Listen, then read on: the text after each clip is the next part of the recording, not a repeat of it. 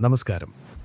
ഇന്ന് നമ്മൾ തുറക്കാൻ പോകുന്ന ഈ ഫയൽ രക്തം മരവിപ്പിക്കുന്ന കൊലപാതകത്തിൻ്റേതല്ല, മറിച്ച് ലോകം കണ്ടതിൽ വെച്ച് ഏറ്റവും വലിയ, ഇന്നും തെളിയിക്കപ്പെടാത്ത, പെർഫെക്റ്റ് എന്ന് കുറ്റാന്വേഷകർ പോലും വിശേഷിപ്പിച്ച ഒരു കവർച്ചയുടെ കഥയാണ്. സമയം പിന്നിലേക്ക് സഞ്ചരിക്കുകയാണ്. 1990 മാർച്ച് മാസം 18-ാം തീയതി. അമേരിക്കയിലെ മസാച്യുസെറ്റ്സ് സംസ്ഥാനം, ബോസ്റ്റൺ നഗരം. അന്നൊരു ഞായറാഴ്ചയായിരുന്നു. പക്ഷേ ആ ദിവസം തുടങ്ങുന്നതിന് മുൻപുള്ള അർദ്ധരാത്രിക്ക് ഒരു പ്രത്യേകതയുണ്ടായിരുന്നു. ബോസ്റ്റൺ നഗരം മുഴുവൻ സെന്റ് പാട്രിക്സ് ദിനം ആഘോഷിച്ചതിന്റെ ക്ഷീണത്തിൽ ഉറക്കത്തിലേക്ക് വഴുതി വീഴുകയായിരുന്നു. തെരുവുകളിൽ എവിടെയോ മദ്യലഹരിയിൽ ആടിയുലയുന്ന ചില രൂപങ്ങൾ മാത്രം. ബാക്കിയെല്ലാം നിശബ്ദമാണ്. പക്ഷേ ആ നിശബ്ദതയ്ക്ക് വല്ലാത്തൊരു ഭാരമുണ്ടായിരുന്നു. വരാനിരിക്കുന്ന വലിയൊരു ദുരന്തത്തിന്റെ സൂചന നൽകുന്നതുപോലെ അന്തരീക്ഷത്തിൽ മഞ്ഞുവീഴ്ചയുടെ തണുപ്പും നേരിയ മഴയും കലർന്നിരുന്നു. നമ്മുടെ കഥ നടക്കുന്നത് നഗരത്തിന്റെ തിരക്കുകളിൽ നിന്ന് അല്പം മാറി ഫെൻവേ എന്ന സ്ഥലത്താണ്. അവിടെ ഇരുട്ടിന്റെ മറവിൽ തലയുയർത്തി നിൽക്കുന്ന ഒരു കൂറ്റൻ കെട്ടിടമുണ്ട്. Isabella Stewart Gardner museum. വെറുമൊരു കെട്ടിടമല്ലാതെ 15-ാം നൂറ്റാണ്ടിലെ വെനീഷ്യൻ കൊട്ടാരങ്ങളുടെ മാതൃകയിൽ പണിത കലയുടെ ഒരു വിസ്മയലോകം. ആ കെട്ടിടത്തിനുള്ളിൽ കോടാനുകോടി ഡോളർ വിലമതിക്കുന്ന പെയിന്റിങ്ങുകളും ശില്പങ്ങളും ചരിത്രരേഖകളും ഉറങ്ങിക്കിടപ്പുണ്ടായിരുന്നു. റെംബ്രാൻഡ്, വെർമീർ, മാനറ്റ്, ഡെഗാസ്, ലോകപ്രശസ്തരായ ചിത്രകാരന്മാരുടെ ആത്മാവ് തുടിക്കുന്ന സൃഷ്ടികൾ. ഇസബെല്ല ഗാർഡനർ എന്ന കോടീശ്വരി തന്റെ ജീവിതം മുഴുവൻ ചെലവഴിച്ചുണ്ടാക്കിയ ആ ശേഖരം വരും തലമുറയ്ക്കായി കാത്തുസൂക്ഷിക്കാൻ ഏൽപ്പിച്ചതാണ്. പക്ഷേ കൃത്യം പുലർച്ചെ 1:20 മ്യൂസിയത്തിന് പുറത്തുള്ള പാലസ് റോഡിൽ ഒരു ചുവന്ന ഡോഡ്ജ് ഡെയ്റ്റോണ കാർ വന്നു നിൽക്കുന്നു. ആ കാറിന്റെ എഞ്ചിൻ ഓഫായി. ഹെഡ്ലൈറ്റുകൾ അണഞ്ഞു. കാറിനുള്ളിൽ 2 രൂപങ്ങൾ. അവർ പുറത്തിറങ്ങി. അവർ ധരിച്ചിരുന്നത് സാധാരണ വേഷമായിരുന്നില്ല. ബോസ്റ്റൺ പോലീസിന്റെ യൂണിഫോമായിരുന്നു അത്. തൊപ്പിയും ബാഡ്ജുമെല്ലാം കൃത്യം. ഒറ്റനോട്ടത്തിൽ ആർക്കും സംശയം തോന്നാത്ത തനി പോലീസ് ഉദ്യോഗസ്ഥർ. പക്ഷേ അവർ യഥാർത്ഥ പോലീസുകാർ ആയിരുന്നില്ല. അമേരിക്കൻ കുറ്റാന്വേഷണ ചരിത്രത്തിലെ ഏറ്റവും വലിയ തലവേദനയായി മാറാൻ പോകുന്ന 2 പ്രേതങ്ങളായിരുന്നു അവർ. അവരുടെ മുഖങ്ങൾ ആരും വ്യക്തമായി കണ്ടിട്ടില്ല. അവരുടെ വിരലടയാളങ്ങൾ എവിടെയും പതിഞ്ഞിട്ടില്ല. അവർ ആരാണെന്ന് 33 വർഷങ്ങൾക്കിപ്പുറവും നമുക്കറിയില്ല. നമുക്ക് മ്യൂസിയത്തിനുള്ളിലേക്കൊന്ന് കണ്ണോടിക്കാം. അവിടെ ആ വലിയ കെട്ടിടത്തിന് കാവലായി ആകെ ഉണ്ടായിരുന്നത് 2 സെക്യൂരിറ്റി ഗാർഡുകൾ മാത്രമാണ്. ഒരാൾ റിക് അബാത്ത്, 23 വയസ്സു മാത്രം പ്രായമുള്ള, മുടി നീട്ടി വളർത്തിയ ഒരു ഹിപ്പി യുവാവ്. അവനൊരു സംഗീതജ്ഞനാകാനായിരുന്നു മോഹം. ബെർക്ക്ലി സ്കൂൾ ഓഫ് മ്യൂസിക്കിൽ നിന്ന് പുറത്തായെങ്കിലും ഒരു റോക്ക് ബാൻഡിൽ ഗിറ്റാർ വായിച്ചാണ് അവൻ സമാധാനം കണ്ടെത്തിയിരുന്നത്. മ്യൂസിയത്തിലെ നൈറ്റ് ഷിഫ്റ്റ് അവനൊരു വരുമാനമാർഗം മാത്രമായിരുന്നു. രണ്ടാമത്തെയാൾ റാൻഡി ഹെസ്റ്റാൻഡ്, 25 വയസ്സ്, ശാന്തശീലൻ. ആ രാത്രി മ്യൂസിയം സെക്യൂരിറ്റി ഡെസ്കിൽ റിക് അബാത്ത് ഇരിക്കുകയായിരുന്നു. റാൻഡി പെട്രോളിങ്ങിനായി മ്യൂസിയത്തിലെ ഗാലറികളിലൂടെ നടക്കുന്നു. മ്യൂസിയത്തിന്റെ സുരക്ഷാ സംവിധാനങ്ങൾ അക്കാലത്തെ വെച്ച് നോക്കുമ്പോൾ സാമാന്യം മികച്ചതായിരുന്നു. ചലനങ്ങൾ തിരിച്ചറിയുന്ന മോഷൻ ഡിറ്റക്ടറുകൾ, ഗ്ലാസ് പൊട്ടിയാൽ അറിയുന്ന സെൻസറുകൾ, CCTV ക്യാമറകൾ എല്ലാമുണ്ട്. പക്ഷേ ഒരു വലിയ പോരായ്മ അവിടെയുണ്ടായിരുന്നു. CCTV ദൃശ്യങ്ങൾ റെക്കോർഡ് ചെയ്യപ്പെടില്ലായിരുന്നു. അത് ലൈവായി കാണാൻ മാത്രമേ സാധിക്കൂ. സമയം 1:24. മ്യൂസിയത്തിന്റെ സെക്യൂരിറ്റി ഡെസ്കിന് പുറത്തെ സൈഡ് എൻട്രൻസ് വാതിലിൽ ഒരു ബസർ ശബ്ദം മുഴങ്ങി. റിക് അബാത്ത് ഞെട്ടി. ഈ സമയത്ത് ആരാണ് വരാനുള്ളത്? അവൻ CCTV മോണിറ്ററിലേക്ക് നോക്കി. ബ്ലാക്ക് ആൻഡ് വൈറ്റ് സ്ക്രീനിൽ അവ്യക്തമായ 2 രൂപങ്ങൾ. അവർ ഇന്റർകോമിലൂടെ സംസാരിച്ചു. ശബ്ദത്തിൽ അധികാരത്തിന്റെ ഗാംഭീര്യമുണ്ടായിരുന്നു. പോലീസ്, ബോസ്റ്റൺ പോലീസ് ഡിപ്പാർട്ട്മെന്റിൽ നിന്നാണ്. മ്യൂസിയത്തിന്റെ കോമ്പൗണ്ടിൽ ആരോ അതിക്രമിച്ചു കടന്നതായി ഞങ്ങൾക്ക് വിവരം ലഭിച്ചിട്ടുണ്ട്. വാതിൽ തുറക്കൂ, ഞങ്ങൾക്ക് പരിശോധിക്കണം. ഇതൊരു കെണിയാണെന്ന് തിരിച്ചറിയാൻ റിക് അബാത്തിന് കഴിഞ്ഞില്ല. യഥാർത്ഥത്തിൽ മ്യൂസിയത്തിന്റെ പ്രോട്ടോക്കോൾ അനുസരിച്ച് രാത്രിയിൽ ആരെയും, അത് പോലീസാണെങ്കിൽ പോലും, അകത്ത് കയറ്റാൻ പാടില്ല. എന്തെങ്കിലും സംശയമുണ്ടെങ്കിൽ ഹെഡ് ഓഫീസിലേക്ക് വിളിക്കണം. പക്ഷേ 23 വയസ്സുകാരനായ റിക്ക് ആ പോലീസ് യൂണിഫോം കണ്ട് ഭയന്നുപോയിട്ടുണ്ടാകാം. അല്ലെങ്കിൽ പുറത്തു നടക്കുന്ന മദ്യപാന ബഹളങ്ങളിൽപ്പെട്ട ആരെങ്കിലും മതിൽ ചാടിയതാകും എന്നവൻ കരുതി കാണും. റിക്കബാത്ത് ആ വിധി നിർണായകമായ തീരുമാനമെടുത്തു. അവൻ ബസറമർത്തി. ക്ലിക്ക് എന്ന ശബ്ദത്തോടെ ആ വൻവാതിലിന്റെ ലോക്ക് തുറന്നു. ആ നിമിഷം, ആ ഒറ്റ നിമിഷമാണ് ചരിത്രം മാറ്റിമറിച്ചത്. ആ വാതിൽ തുറന്നത് പോലീസുകാർക്കായിരുന്നില്ല. 81 മിനിറ്റുകൾ നീണ്ടുനിന്ന നരനായാട്ടിനായി കലയുടെ ശ്രീകോവിലിലേക്ക് ചെകുത്താന്മാരെ റിക്കബാത്ത് സ്വാഗതം ചെയ്യുകയായിരുന്നു. വാതിൽ തുറന്ന് അകത്ത് കയറിയ ആ 2 ഉദ്യോഗസ്ഥർ നേരെ റിക്കബാത്തിന്റെ അടുത്തേക്ക് നടന്നു. പൊക്കം കുറഞ്ഞ തടിച്ച ഒരാളും ഉയരം കൂടിയ മെലിഞ്ഞ ഒരാളും. അവർ സെക്യൂരിറ്റി ഡെസ്കിന് മുന്നിലെത്തി. അവരിലൊരാൾ റിക്കിനെ രൂക്ഷമായി നോക്കി. അയാളുടെ കണ്ണുകളിൽ വല്ലാത്തൊരു തിളക്കമുണ്ടായിരുന്നു. അയാൾ ചോദിച്ചു, "മറ്റാരെങ്കിലും ഇവിടെയുണ്ടോ?" റിക്ക് മറുപടി പറഞ്ഞു, "ഉണ്ട്. എന്റെ പാർട്ട്ണർ റൗണ്ട്സിന് പോയിരിക്കുകയാണ്. ഇപ്പോൾ വരും." "അവനെ ഉടനിങ്ങോട്ട് വിളിക്കേ," പോലീസുകാരൻ ആജ്ഞാപിച്ചു. റിക്ക് വോക്കി ടോക്കിയിലൂടെ റാൻഡിയെ വിളിച്ചു. നിമിഷങ്ങൾക്കുള്ളിൽ റാൻഡി ഡെസ്കിന് സമീപമെത്തി. 2 പോലീസുകാരെ കണ്ട് അവനും അമ്പരന്നു. പെട്ടെന്നാണ് ആ പൊക്കം കുറഞ്ഞ പോലീസുകാരൻ റിക്കബാത്തിനെ ഉറ്റുനോക്കിയത്. അയാൾ പറഞ്ഞു, "നിന്റെ മുഖം കണ്ടിട്ടെനിക്ക് നല്ല പരിചയമുണ്ടല്ലോ. നിനക്കെതിരെ അറസ്റ്റ് വാറന്റ് നിലവിലുണ്ടെന്ന് തോന്നുന്നു." റിക്കബാത്ത് ഞെട്ടിവിറച്ചുപോയി. "ഇല്ല സർ, ഞാനല്ല അത്. എനിക്കെതിരെ കേസൊന്നുമില്ല." "നീ ആ ID കാർഡൊന്ന് കാണിച്ചേ. എന്നിട്ട് ആ ഭിത്തിക്ക് പുറത്തിറങ്ങി ആ ഭിത്തിയോട് ചേർന്ന് നിൽക്ക്." റിക്കബാത്ത് ഭയന്ന് വിറച്ച് ഡെസ്കിന് പിന്നിൽ നിന്നും ഇറങ്ങി വന്നു. മ്യൂസിയത്തിന്റെ സുരക്ഷാ അലാറം മുഴക്കാൻ ഒരു പാനിക് ബട്ടൺ ഡെസ്കിന് താഴെയുണ്ടായിരുന്നു. ആ ബട്ടൺ അമർത്താൻ അവനൊരു അവസരമുണ്ടായിരുന്നു. പക്ഷേ പോലീസ് യൂണിഫോം കണ്ട ഭയത്താൽ അവനത് ചെയ്തില്ല. അവൻ കൈകൾ ഉയർത്തി ഭിത്തിയോട് ചേർന്ന് നിന്നു. തൊട്ടുപിന്നാലെ റാൻഡിയെയും അവർ ഭിത്തിയിലേക്ക് ചാരി നിർത്തി. പെട്ടെന്ന് ആ ഉയരം കൂടിയ പോലീസുകാരൻ റിക്കിന്റെ കൈകൾ പിന്നിലേക്ക് വലിച്ചുകെട്ടി. തണുത്ത ലോഹത്തിന്റെ കൈവിലങ്ങ് അവന്റെ കൈകളിൽ വീണു. തൊട്ടുപിന്നാലെ റാൻഡിയും ബന്ധനസ്ഥനായി. റാൻഡി അമ്പരപ്പോടെ ചോദിച്ചു, "എന്തിനാണ് സാർ ഞങ്ങളെ അറസ്റ്റ് ചെയ്യുന്നത്? ഞങ്ങൾ എന്ത് തെറ്റാണ് ചെയ്തത്?" അപ്പോഴാണ് ആ മറുപടി വന്നത്. ആ പൊക്കം കുറഞ്ഞ മനുഷ്യൻ റിക്കിന്റെ മുഖത്തേക്ക് നോക്കി വന്യമായി ഒന്ന് ചിരിച്ചു. എന്നിട്ടവൻ പറഞ്ഞു, "gentleman, this is a robbery. മാന്യന്മാരെ, ഇതൊരു കവർച്ചയാണ്." ആ വാക്കുകൾ ആ വലിയ ഹാളിൽ പ്രതിധ്വനിച്ചു. റിക്കിന്റെയും റാൻഡിയുടെയും രക്തം മരവിച്ചുപോയി. പുറത്ത് മഴ കനക്കുകയായിരുന്നു. അകത്ത് അമൂല്യമായ നിധികൾക്കുമേൽ കരിനിഴൽ വീണുകഴിഞ്ഞു. ഇനി നടക്കാൻ പോകുന്നത് ലോകം ഇന്നുവരെ കാണാത്ത കൊള്ളയാണ്. ആ വലിയ ഹാളിൽ ഇതൊരു കവർച്ചയാണ് എന്ന വാചകം മുഴങ്ങിയപ്പോൾ സമയം ഒരു നിമിഷം സ്തംഭിച്ചുപോയതുപോലെ തോന്നി.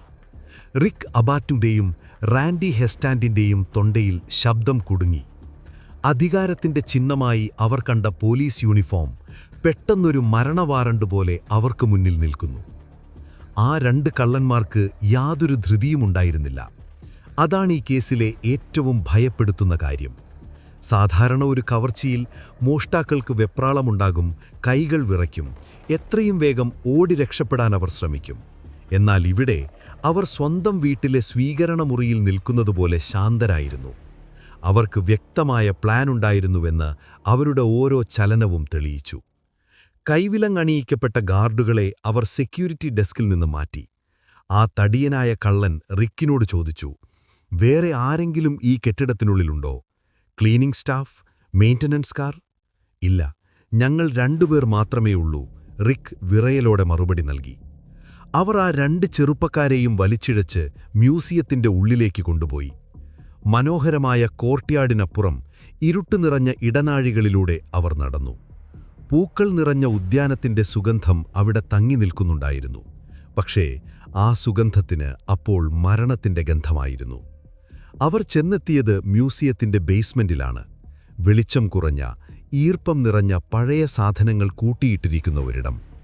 അവിടെ വലിയ മെറ്റൽ പൈപ്പുകളും തൂണുകളുമുണ്ടായിരുന്നു. കള്ളന്മാർ റിക്കിനെയും റാൻഡിയെയും 2 വ്യത്യസ്ത തൂണുകളിലായി ഇരുത്തി. പിന്നീടവർ ചെയ്തത് ക്രൂരമായിരുന്നു. പോക്കറ്റിൽ നിന്ന് കട്ടിയുള്ള വെള്ളി നിറത്തിലുള്ള ഡക്റ്റ് ടേപ്പ് അവർ എടുത്തു. ആദ്യം അവർ ഗാർഡുകളുടെ കണ്ണുകൾ ടേപ്പ് കൊണ്ടൊട്ടിച്ചു. പിന്നീട് വായ. കണ്ണിൽ ഇരുട്ടുമാത്രം. വായിൽ നിന്ന് ഒരു ശബ്ദം പോലും പുറത്തുവരില്ല. കൈകാലുകൾ ബന്ധിക്കപ്പെട്ടിരിക്കുന്നു. ആ ഇരുട്ടിൽ ശ്വാസം മുട്ടുന്ന അവസ്ഥയിൽ തങ്ങളെ അവർ എപ്പോൾ വേണമെങ്കിലും വെടിവെച്ചു കൊന്നേക്കാം എന്ന യുവാക്കൾ ഭയന്നു. റാൻഡി ഹെസ്റ്റാൻഡ് പിന്നീട് മൊഴി നൽകിയത് ഇങ്ങനെയാണ്: അവർ ഞങ്ങളെ കൊല്ലും എന്ന് തന്നെ ഞാൻ ഉറപ്പിച്ചു. കാരണം ഞങ്ങളെ ജീവനോടെ വിട്ടാൽ അവരുടെ മുഖം ഞങ്ങൾ തിരിച്ചറിയും. അതുകൊണ്ട് മരണം കാത്ത് ഞാൻ കണ്ണുകൾ ഇറുക്കി അടച്ചു. പക്ഷേ അവർ പോകുന്നതിനു മുൻപ് ആ തടിയനായ കള്ളൻ റിക്കിന്റെ ചെവിയിൽ ഒരു കാര്യം പറഞ്ഞു. അതാശ്വാസമായിരുന്നോ അതോ ഭീഷണിയായിരുന്നോ എന്ന് ഇന്നും വ്യക്തമല്ല. വിഷമിക്കണ്ട, മരിക്കാൻ മാത്രം ശമ്പളമൊന്നും അവർ നിങ്ങൾക്ക് തരുന്നില്ലല്ലോ. നിങ്ങൾ മിണ്ടാതിരുന്നാൽ ഒന്നും സംഭവിക്കില്ല. ഏകദേശം 1 വർഷത്തിനുള്ളിൽ നിങ്ങൾക്ക് ഞങ്ങളിൽ നിന്ന് പാരിതോഷികം ലഭിക്കും. ഇതും പറഞ്ഞ് അവർ ചിരിച്ചു. ആ ചിരി ബേസ്മെന്റിലെ ഇരുട്ടിൽ അലയടിച്ചു. പിന്നീട് കേട്ടത് അവരുടെ കാലൊച്ചകൾ അകന്നു പോകുന്നതാണ്. ബേസ്മെന്റിലെ ഇരുമ്പുമാതിൽ വലിയ ശബ്ദത്തോടെ അടഞ്ഞു. ഇപ്പോൾ സമയം ഏകദേശം 1:48. മ്യൂസിയം പൂർണ്ണമായും കള്ളന്മാരുടെ നിയന്ത്രണത്തിലായി. പുറത്ത് മഴ കനക്കുന്നു. അകത്ത് ചരിത്രത്തിലെ ഏറ്റവും വലിയ കലാകൊലപാതകം അരങ്ങേറാൻ തുടങ്ങുന്നു. കള്ളന്മാർ നേരെ പോയത് മ്യൂസിയത്തിന്റെ 2ാം നിലയിലേക്കാണ്. അവർ ലിഫ്റ്റ് ഉപയോഗിച്ചില്ല. പകരം പഴയ മരക്കോണികൾ കയറി അവർ മുകളിലേക്ക് നടന്നു. ഇവിടെയാണ് സാങ്കേതികവിദ്യ പോലീസിനെ സഹായിച്ചതും അതേസമയം കുഴക്കിയതും.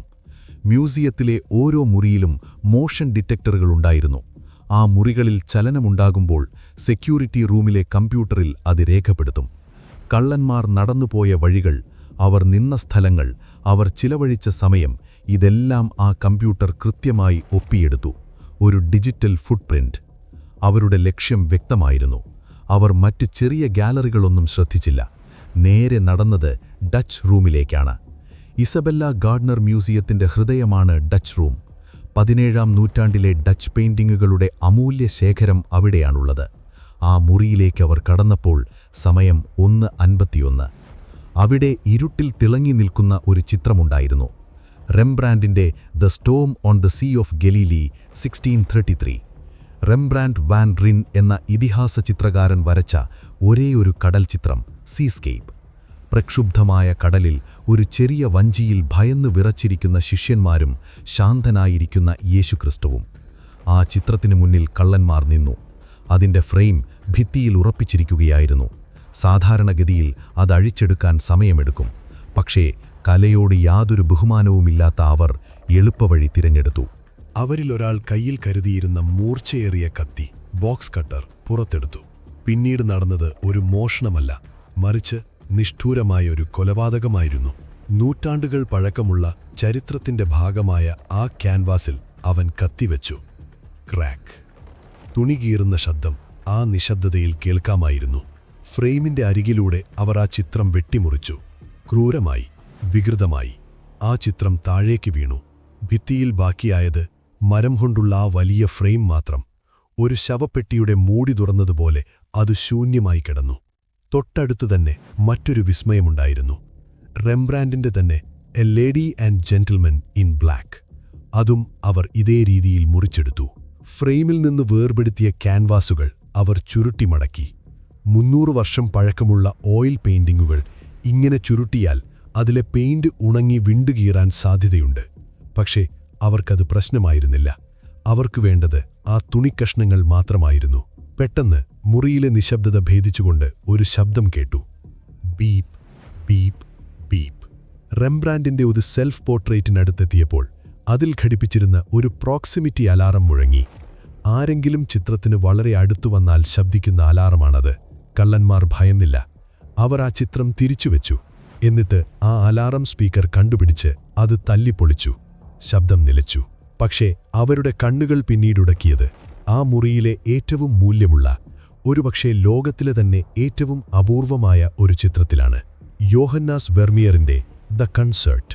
വെർമിയർ തന്റെ ജീവിതത്തിൽ ആകെ വരച്ചത് 36-ൽ താഴെ ചിത്രങ്ങൾ മാത്രമാണ്. അതിലൊന്നാണ് ഇത്. ഇതിന് വിലയിടാൻ പോലും കഴിയില്ല. ഇന്നത്തെ വിപണിയിൽ $250 മില്യൺ മുകളിൽ വരും ഇതിന്റെ മാത്രം വില. 3 പേർ ചേർന്ന് സംഗീതോപകരണങ്ങൾ വായിക്കുന്ന ശാന്തമായൊരു ചിത്രം. അതും അവർ വെറുതെ വിട്ടില്ല. അതും മുറിച്ചെടുത്ത് അവർ സഞ്ചിയിലാക്കി. ഡച്ച് റൂമിലെ വേട്ട അവസാനിച്ചപ്പോൾ തറയിൽ നിറയെ ഗ്ലാസ് കഷ്ണങ്ങളും മുറിച്ച ഫ്രെയിമുകളിൽ നിന്നുള്ള മരപ്പൊടികളും ചിതറിക്കിടപ്പുണ്ടായിരുന്നു.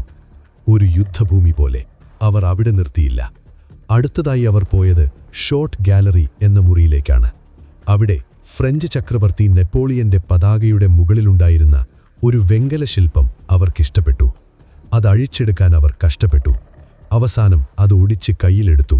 കൂടാതെ എഡ്ഗാർ ഡെഗാസിന്റെ 5 ഡ്രോയിങ്ങുകൾ, മാനറ്റിന്റെ ഷിറ്റോർട്ടോണി. വിചിത്രമായൊരു കാര്യം ഇവിടെ സംഭവിച്ചു.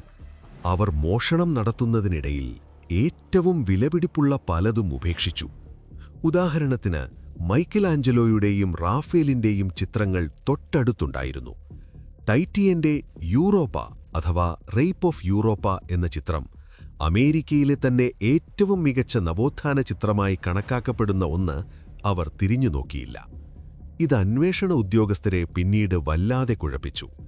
ഇവർ കളയെക്കുറിച്ച് അറിവുള്ളവരാണോ, അതോ ആരോ കൊടുത്ത ലിസ്റ്റ് അനുസരിച്ച് സാധനങ്ങൾ എടുക്കാൻ വന്ന കൂലിപ്പണിക്കാരാണോ, അതോ വലിയ ചിത്രങ്ങൾ കാറിൽ കൊണ്ടുപോകാനുള്ള ബുദ്ധിമുട്ടുകൊണ്ട് ഒഴിവാക്കിയതാണോ? സമയം പുലർച്ചെ 2:40. ഏകദേശം 81 മിനിറ്റുകൾ അവർ മ്യൂസിയത്തിനുള്ളിൽ ചിലവഴിച്ചു. ഒരു ബാങ്ക് കൊള്ളയാണെങ്കിൽ പരമാവധി 5 മിനിറ്റ്, ഒരു വീട് കവർച്ചയാണെങ്കിൽ 10 മിനിറ്റ്. പക്ഷേ ഇവരെടുത്തത് 1.5 മണിക്കൂറിലധികം. അവർക്കറിയാമായിരുന്നു പോലീസിനെ ആരും വിളിക്കില്ലെന്ന്. അവർക്കാ സാമ്രാജ്യം സ്വന്തമായിരുന്നു. അവസാനമായി അവർ വീണ്ടും ബേസ്മെന്റിലേക്ക് വന്നു. കെട്ടിയിട്ടിരിക്കുന്ന റിക് അബാത്തിനെയും റാൻഡിയെയും അവർ ഒന്നു നോക്കി. ഗാർഡുകൾ ജീവനോടെ ഉണ്ടോ എന്ന് ഉറപ്പുവരുത്തി. എന്നിട്ടവർ മ്യൂസിയത്തിന്റെ സെക്യൂരിറ്റി റൂമിലേക്ക് പോയി. അവിടെ ഉണ്ടായിരുന്ന CCTV വീഡിയോ കാസറ്റുകൾ അവർ എടുത്തു. അവരുടെ മുഖം പതിഞ്ഞ ഒരേയൊരു തെളിവ് അതായിരുന്നു. പക്ഷേ അവർ ഒരു കാര്യം മറന്നുപോയിരുന്നു. മോഷൻ ഡിറ്റക്ടർ ലോഗുകൾ പ്രിന്റ് ചെയ്യുന്ന ഒരു പ്രിന്റർ അവിടെ ഉണ്ടായിരുന്നു. ആ ഹാർഡ് ഡിസ്കിലെ വിവരങ്ങൾ നശിപ്പിക്കാൻ അവർക്ക് കഴിഞ്ഞില്ല. 2:45. സൈഡ് ഡോർ തുറന്ന് അവർ പുറത്തിറങ്ങി. മഴ അപ്പോഴും പെയ്യുന്നുണ്ടായിരുന്നു. കാറിന്റെ ഡിക്കി തുറന്ന് ലോകത്തെ അമ്പരപ്പിച്ച ആ 13 കലാസൃഷ്ടികൾ അവർ അതിലേക്കെറിഞ്ഞു. കാർ സ്റ്റാർട്ട് ചെയ്തു. ചുവന്ന ടെയിൽ ലാമ്പുകൾ ഇരുട്ടിൽ മറഞ്ഞു.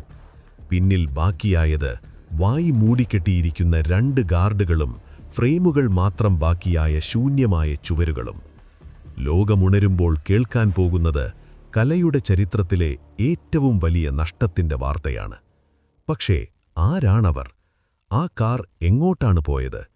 അന്വേഷണം ആരംഭിക്കുകയാണ്. ഇനി വരാനിരിക്കുന്നത് പോലീസിന്റെ ഊഴമാണ്. നേരം വെളുത്തു.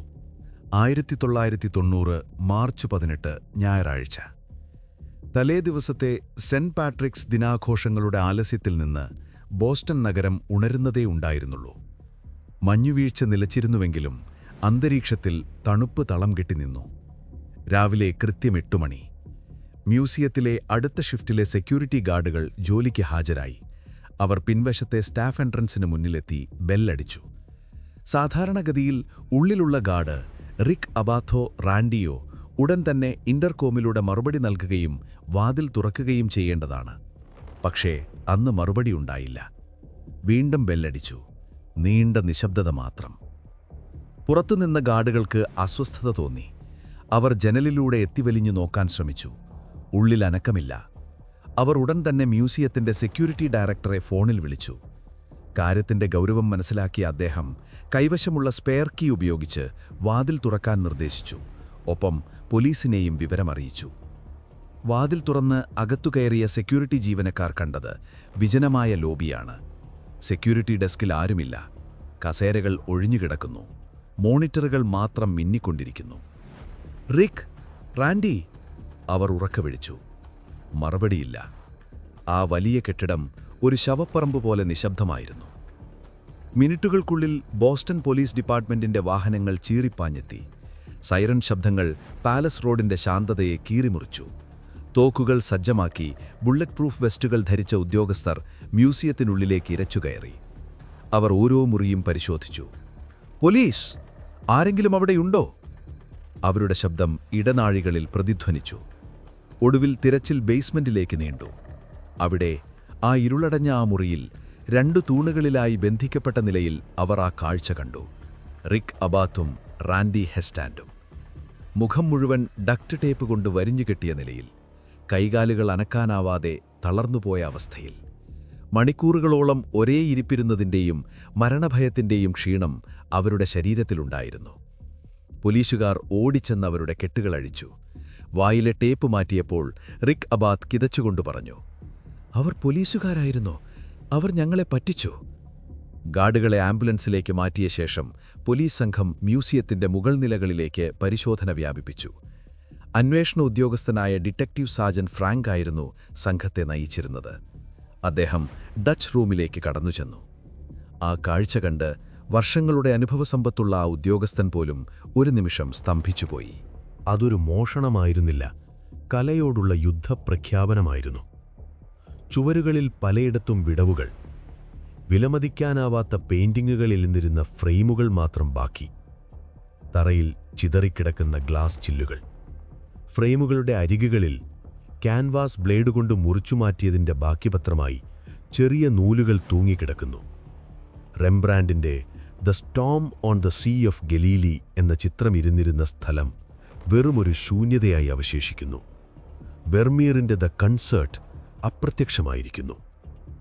പോലീസിൻ്റെ സയന്റിഫിക് ഇൻവെസ്റ്റിഗേഷൻ ടീം അഥവാ ഫോറൻസിക് ടീം സ്ഥലത്തെത്തി. വിരലടയാള വിദഗ്ധർ ഓരോ ഇഞ്ചും പരിശോധിച്ചു. ഫ്രെയിമുകളിൽ, വാതിലിൻ്റെ പിടിയിൽ, ഗ്ലാസ് ചില്ലുകളിൽ. പക്ഷേ നിരാശയായിരുന്നു ഫലം. കള്ളന്മാർ കയ്യുറകൾ ധരിച്ചിരുന്നു എന്ന് വ്യക്തം. കാര്യമായ വിരലടയാളങ്ങളൊന്നും ലഭിച്ചില്ല. എന്നാൽ ഫോറൻസിക് ഉദ്യോഗസ്ഥർക്ക് വിചിത്രമായ ചില തെളിവുകൾ ലഭിച്ചു. മോഷണം നടന്ന മുറിയിൽ ഒരു പുരാതനമായ കസേരയുണ്ടായിരുന്നു. കള്ളന്മാർ മോഷണത്തിനിടയിൽ ആ കസേരയിൽ ഇരുന്നിട്ടുണ്ട് എന്ന് തോന്നിപ്പിക്കുന്ന തരത്തിൽ അത് നീക്കിയിട്ടിരുന്നു. കോടികളുടെ മോഷണം നടത്തുന്നതിനിടയിൽ ആരെങ്കിലും കസേരയിൽ വിശ്രമിക്കുമോ? ഡിറ്റക്റ്റീവ് ഫ്രാങ്ക് ചിന്തിച്ചു. ഇതൊരു സാധാരണ കവർച്ച സംഘമല്ല എന്ന് പോലീസ് ഉറപ്പിച്ചു. ഇവർക്ക് യാതൊരു വെപ്രാളവും ഉണ്ടായിരുന്നില്ല. കേസ് അന്വേഷണം പുരോഗമിക്കവേ പോലീസിന്റെ സംശയത്തിന്റെ മുന ആദ്യം നീണ്ടത് അകത്തുള്ളവരിലേക്ക് തന്നെയായിരുന്നു. പ്രത്യേകിച്ച് റിക്ക് അബാത്തിലേക്ക്. റിക്ക് അബാത്തിനെ പോലീസ് ചോദ്യം ചെയ്യാനായി സ്റ്റേഷനിലേക്ക് വിളിപ്പിച്ചു. അവൻ പറഞ്ഞ കഥയിൽ പോലീസ് വേഷത്തിൽ വന്നവർ വാതിൽ തുറന്നത്, അറസ്റ്റ് ചെയ്തത്, ഇതിലൊന്നും പോലീസിന് വലിയ അവിശ്വാസം തോന്നിയില്ല. കാരണം റാൻഡിയും ഇതേ മൊഴി തന്നെയാണ് നൽകിയത്. പക്ഷെ മ്യൂസിയത്തിലെ മോഷൻ സെൻസർ ലോഗുകൾ പരിശോധിച്ചപ്പോൾ ഞെട്ടിക്കുന്നൊരു വിവരം പോലീസ് കണ്ടെത്തി.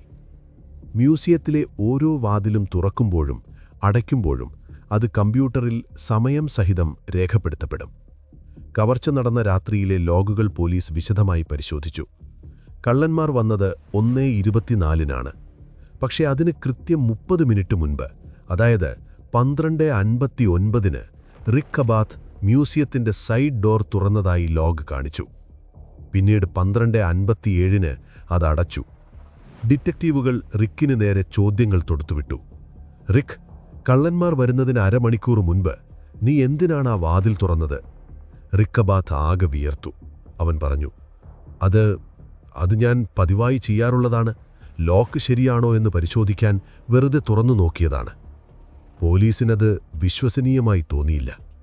അർദ്ധരാത്രിയിൽ മഴയത്ത് ആരും വരാനില്ലാത്തപ്പോൾ നീ വാതിൽ തുറന്ന് ലോക്ക് പരിശോധിച്ചെന്നോ? അതോ പുറത്ത് കാത്തുനിൽക്കുന്ന കള്ളന്മാർക്ക് വഴി ക്ലിയറാണ് എന്ന സിഗ്നൽ നൽകാൻ നീ വാതിൽ തുറന്നതാണോ? പോലീസ് കടുപ്പിച്ചു ചോദിച്ചു. ആ സമയം റോഡിലൂടെ ആരെങ്കിലും പോയിരുന്നോ? ആ ചുവന്ന കാർ അപ്പോൾ അവിടെ വന്നിരുന്നോ? ഇതിനൊന്നും ഉത്തരമില്ലായിരുന്നു. കൂടാതെ മറ്റൊരു കാര്യം കൂടി പോലീസിനെ കുഴപ്പിച്ചു. റിക്ക് അബാത്ത് ഇരുന്നിരുന്ന സെക്യൂരിറ്റി ഡെസ്കിന് തൊട്ടു താഴെ ഒരു പാനിക് ബട്ടൺ ഉണ്ടായിരുന്നു. കാലുകൊണ്ടൊന്ന് തട്ടിയാൽ മതി, പോലീസ് സ്റ്റേഷനിൽ അലാറം മുഴങ്ങും. കള്ളന്മാർ പോലീസിന്റെ വേഷത്തിലാണ് വന്നതെങ്കിലും അവർ റിക്കിനെ കൈവിളങ്ങണിയിക്കാൻ തുടങ്ങിയപ്പോൾ അവന് മനസ്സിലായിരുന്നില്ലേ കാര്യങ്ങൾ പന്തിയിലില്ല എന്ന്. എന്തുകൊണ്ടവൻ ആ ബട്ടൺ അമർത്തിയില്ല? റിക്ക് മറുപടി നൽകി. അവർ പോലീസ് യൂണിഫോമിലായിരുന്നു സാർ. ഞാൻ ശരിക്കും ഭയന്നുപോയി. എൻ്റെ തല വർക്ക് ചെയ്തില്ല.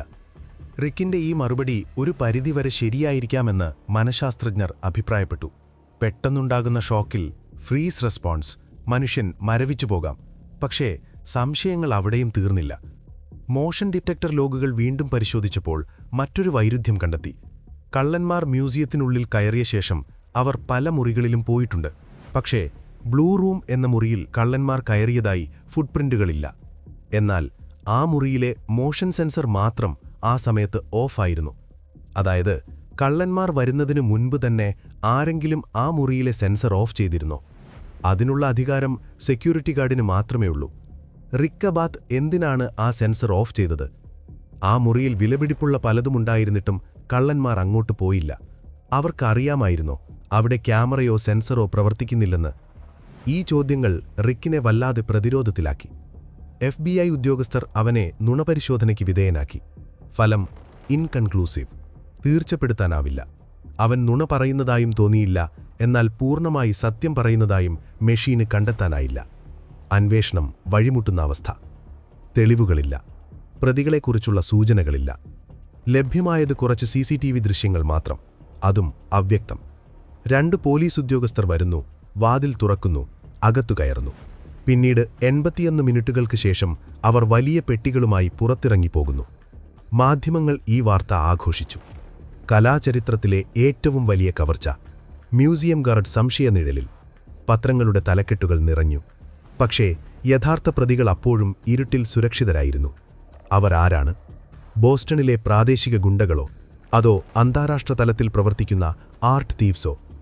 അന്വേഷണം ബോസ്റ്റണിലെ അധോലോകത്തേക്ക് നീങ്ങാൻ തുടങ്ങി. അവിടെ ജെയിംസ് വൈറ്റി ബൾജർ എന്ന ക്രൂരനായ മാഫിയ തലവൻ ഭരിച്ചിരുന്ന കാലമായിരുന്നു അത്. ഈ മോഷണത്തിനു പിന്നിൽ വൈറ്റി ബൾജറുടെ കൈകളുണ്ടോ? അതോ അയർലൻഡിലെ വിപ്ലവകാരികളായ IRA ആയുധങ്ങൾ വാങ്ങാൻ പണം കണ്ടെത്താനായി നടത്തിയ ആസൂത്രിത നീക്കമായിരുന്നോ ഇത്? പോലീസ് പല വഴികളിലൂടെ സഞ്ചരിച്ചു. പക്ഷേ ഓരോ വാതിലുകളും അടഞ്ഞുകിടന്നു. ഇതിനിടയിലാണ് ബോസ്റ്റണിലെ ഒരു ആന്റിക് ഡീലർക്ക് ഒരു അജ്ഞാത ഫോൺ കോൾ വരുന്നത്. ആ കോൾ കേസിന്റെ ഗതി മാറ്റുമോ? അതോ അതും മറ്റൊരു വഴിതെറ്റിക്കലായിരുന്നോ? മ്യൂസിയത്തിനുള്ളിലെ ശാസ്ത്രീയ പരിശോധനകൾ ഫലം കാണാതെ വന്നതോടെ അന്വേഷണം തെരുവുകളിലേക്ക് നീങ്ങി. American federal bureau of investigation FBI case ഏറ്റെടുത്തു. അവരുടെ മുന്നിൽ തെളിവുകളൊന്നുമില്ലായിരുന്നു. ആകെയുണ്ടായിരുന്നത് ഊഹാപോഹങ്ങളും അധോലോകത്തു നിന്നുള്ള ചില രഹസ്യ വിവരങ്ങളും മാത്രം. അന്വേഷണം വഴിമുട്ടി നിൽക്കുന്ന സമയത്താണ് 1994-ൽ, അതായത് മോഷണം നടന്ന് 4 വർഷങ്ങൾക്ക് ശേഷം, മ്യൂസിയം ഡയറക്ടർ ആനി ഹാവ്ലിക്ക് ഒരു കത്ത് ലഭിക്കുന്നത്. ന്യൂയോർക്കിൽ നിന്നാണ് ആ കത്ത് പോസ്റ്റ് ചെയ്തിരിക്കുന്നത്. അതിൽ ഇങ്ങനെ എഴുതിയിരുന്നു: നിങ്ങളുടെ പെയിന്റിങ്ങുകൾ സുരക്ഷിതമാണ്. ക്ലൈമറ്റ് കൺട്രോൾഡായ ഒരു രഹസ്യ അറയിൽ അവ സൂക്ഷിച്ചിട്ടുണ്ട്. ഈ ചിത്രങ്ങൾ തിരികെ ലഭിക്കാൻ നിങ്ങൾക്ക് താൽപ്പര്യമുണ്ടെങ്കിൽ $2.6 മില്യൺ, ഏകദേശം 20 കോടി രൂപ ഞങ്ങളുടെ ഓഫ്ഷോർ ബാങ്ക് അക്കൗണ്ടിലേക്ക് നിക്ഷേപിക്കണം. കൂടാതെ ഈ ഇടപാടിന് നിയമപരമായ പരിരക്ഷയും ഉറപ്പു നൽകണം. ആ കത്ത് പോലീസിനും മ്യൂസിയം അധികൃതർക്കും വലിയൊരു പ്രതീക്ഷ നൽകി. കള്ളന്മാർക്ക് ചിത്രങ്ങൾ വിൽക്കാൻ കഴിയുന്നില്ലെന്നും അവർ പണത്തിനു വേണ്ടി ഇത് തിരികെ നൽകാൻ തയ്യാറാണെന്നും പോലീസ് കണക്കുകൂട്ടി. FBI-യുടെ നിർദ്ദേശപ്രകാരം മ്യൂസിയം അധികൃതർ മറുപടി നൽകി. ബോസ്റ്റൺ ഗ്ലോബ് എന്ന പത്രത്തിൽ ഒരു പ്രത്യേക കോഡ് ഉപയോഗിച്ച് അവർ പരസ്യം നൽകി: മാന്യമായ ഇടപാടിന് ഞങ്ങൾ തയ്യാറാണ്. പക്ഷേ നിർഭാഗ്യമെന്ന് പറയട്ടെ, ആ കത്തിന്റെ ഉറവിടം കണ്ടെത്താനായില്ല. രണ്ടാമതൊരു മറുപടി ആ അജ്ഞാതനിൽ നിന്നും വന്നതുമില്ല. ആ പ്രതീക്ഷ അവിടെ അസ്തമിച്ചു. ആരോ പോലീസിനെ പരീക്ഷിച്ചതോ അല്ലെങ്കിൽ അവസാന നിമിഷം ഭയം തോന്നി പിന്മാറിയതോ ആകാം. ഇതോടെ അന്വേഷണ സംഘം തങ്ങളുടെ ശ്രദ്ധ മുഴുവൻ ബോസ്റ്റണിലെ സംഘടിത കുറ്റകൃത്യങ്ങളിലേക്ക് തിരിച്ചു. 1990കളിലെ ബോസ്റ്റൺ ഇന്നത്തെ പോലെ അല്ലായിരുന്നു. മാഫിയ സംഘങ്ങൾ തെരുവുകൾ ഭരിച്ചിരുന്ന കാലം. ആദ്യത്തെ സംശയം നീണ്ടത് ബോസ്റ്റണിലെ വിന്റർ ഹിൽ ഗാങ് എന്ന കൊടും ക്രിമിനൽ സംഘത്തിന്റെ തലവൻ ജെയിംസ് വൈറ്റി ബൾജറിലേക്കാണ്. ബോസ്റ്റണിലെ ഏതു കുറ്റകൃത്യം നടന്നാലും അതിൽ വൈറ്റിയുടെ അറിവോ സമ്മതമോ ഉണ്ടാകും. വൈറ്റിയുടെ അനുവാദമില്ലാതെ തന്റെ ടെറിട്ടറിയിൽ ഇത്രയും വലിയൊരു മോഷണം നടത്താൻ ആർക്കും ധൈര്യമുണ്ടാകില്ല എന്നായിരുന്നു പോലീസ് കരുതിയത്. FBI വൈറ്റിയുടെ കൂട്ടാളികളെ ചോദ്യം ചെയ്തു. എന്നാൽ ഞെട്ടിക്കുന്ന വിവരമാണ് ലഭിച്ചത്. വൈറ്റി ബൾജർ ഈ മോഷണത്തെക്കുറിച്ച് അറിഞ്ഞ് രോഷാകുലനായിരുന്നു. തന്റെ അനുവാദമില്ലാതെ തന്റെ നഗരത്തിൽ പോലീസിനെ നാണം കെടുത്തിയ ആ കള്ളന്മാർ ആരായാലും അവരെ കണ്ടെത്താൻ വൈറ്റി തന്റെ ഗുണ്ടകൾക്ക് നിർദ്ദേശം നൽകിയിരുന്നു. കാരണം ആ ചിത്രങ്ങൾ തിരികെ നൽകി പോലീസുമായി ഒരു ഡീൽ ഉറപ്പിക്കാൻ വൈറ്റിയും ആഗ്രഹിച്ചിരുന്നു. അതുകൊണ്ട് വൈറ്റി ബൾജർ ഇതിൽ നേരിട്ട് പങ്കാളിയല്ല എന്ന് FBI ഉറപ്പിച്ചു. അങ്ങനെയാണ് അന്വേഷണം മറ്റൊരു വഴിക്ക് തിരിയുന്നത്. Myles Connor. ഇതൊരു സാധാരണ പേരല്ല. അമേരിക്കൻ ക്രൈം ചരിത്രത്തിലെ ഏറ്റവും പ്രശസ്തനായ ആർട്ട് തീഫ്.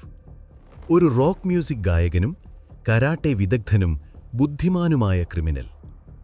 1970കളിൽ ബോസ്റ്റണിലെ മ്യൂസിയം ഓഫ് ഫൈൻ ആർട്സിൽ നിന്ന് ഒരു റെംബ്രാൻഡ് ചിത്രം മോഷ്ടിച്ച ചരിത്രം അവനുണ്ട്. അന്നവൻ മ്യൂസിയത്തിൽ കയറിയത് കോട്ടും സ്യൂട്ടും ധരിച്ച് കയ്യിലൊരു വയലിൻ കേസുമായാണ്. പകൽ വെളിച്ചത്തിൽ സന്ദർശകരുടെ ഇടയിൽ വെച്ച് പെയിന്റിംഗ് എടുത്തുമാറ്റി സ്ഥലം വിട്ട വിരുദ്ധൻ. പോലീസ് മൈൽസ് കോർണറിലെ സംശയിക്കാൻ മറ്റൊരു കാരണം കൂടിയുണ്ടായിരുന്നു. മോഷണം നടക്കുന്ന സമയത്ത് മൈൽസ് കോർണർ ജയിലിലായിരുന്നു. പിന്നെങ്ങനെ അവനിത് ചെയ്തു? ഇവിടെയാണ് ബ്രെയിൻ എന്ന തിയറി വരുന്നത്. ജയിലിൽ കിടന്നുകൊണ്ട് മൈൽസ് ആസൂത്രണം ചെയ്തതാണോ ഈ കവർച്ച? ജയിലിൽ വെച്ച് മൈൽസ് കോർണർ പലതവണ പറഞ്ഞിട്ടുണ്ട്, ഗാർഡ്നർ മ്യൂസിയം കൊള്ളയടിക്കാൻ എളുപ്പമാണ്, അവിടെ സെക്യൂരിറ്റി കുറവാണ്.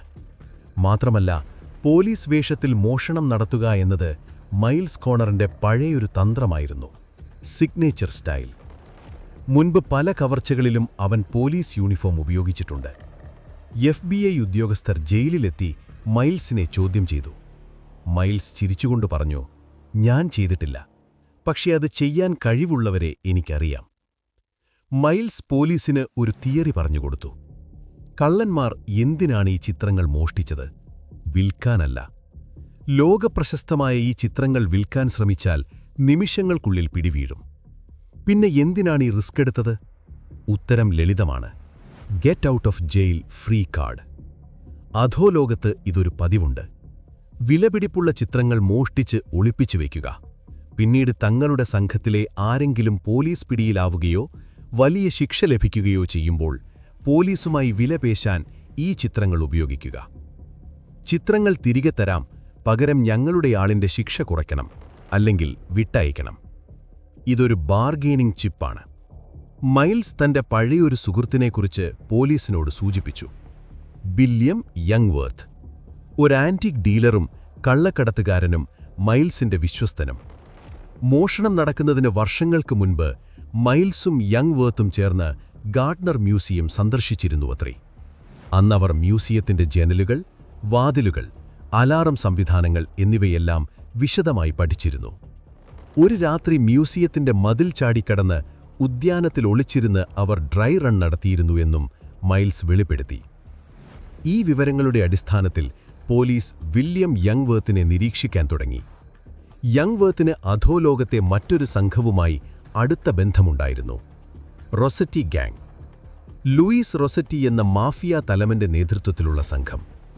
മോഷണത്തിനുപയോഗിച്ച കാർ, വസ്ത്രങ്ങൾ എന്നിവയെല്ലാം വിരൽ ചൂണ്ടുന്നത് ഈ ഗാങ്ങിലേക്കാണ് എന്ന സംശയം ബലപ്പെട്ടു. ഇതേസമയം ബോസ്റ്റണിലെ ഡോർച്ചെസ്റ്റർ എന്ന സ്ഥലത്ത് TRC ഓട്ടോ ബോഡി എന്നൊരു വർക്ക്ഷോപ്പ് പ്രവർത്തിച്ചിരുന്നു. കാർമെലോ മെർലിനോ എന്നൊരാളായിരുന്നു ഇതിന്റെ ഉടമസ്ഥൻ. കാർമെലോ പുറമേ ഒരു ബിസിനസ്സുകാരനാണെങ്കിലും ഉള്ളിൽ കൊക്കെയിൻ കടത്തും കവർച്ചകളും ആസൂത്രണം ചെയ്യുന്ന ക്രിമിനലായിരുന്നു.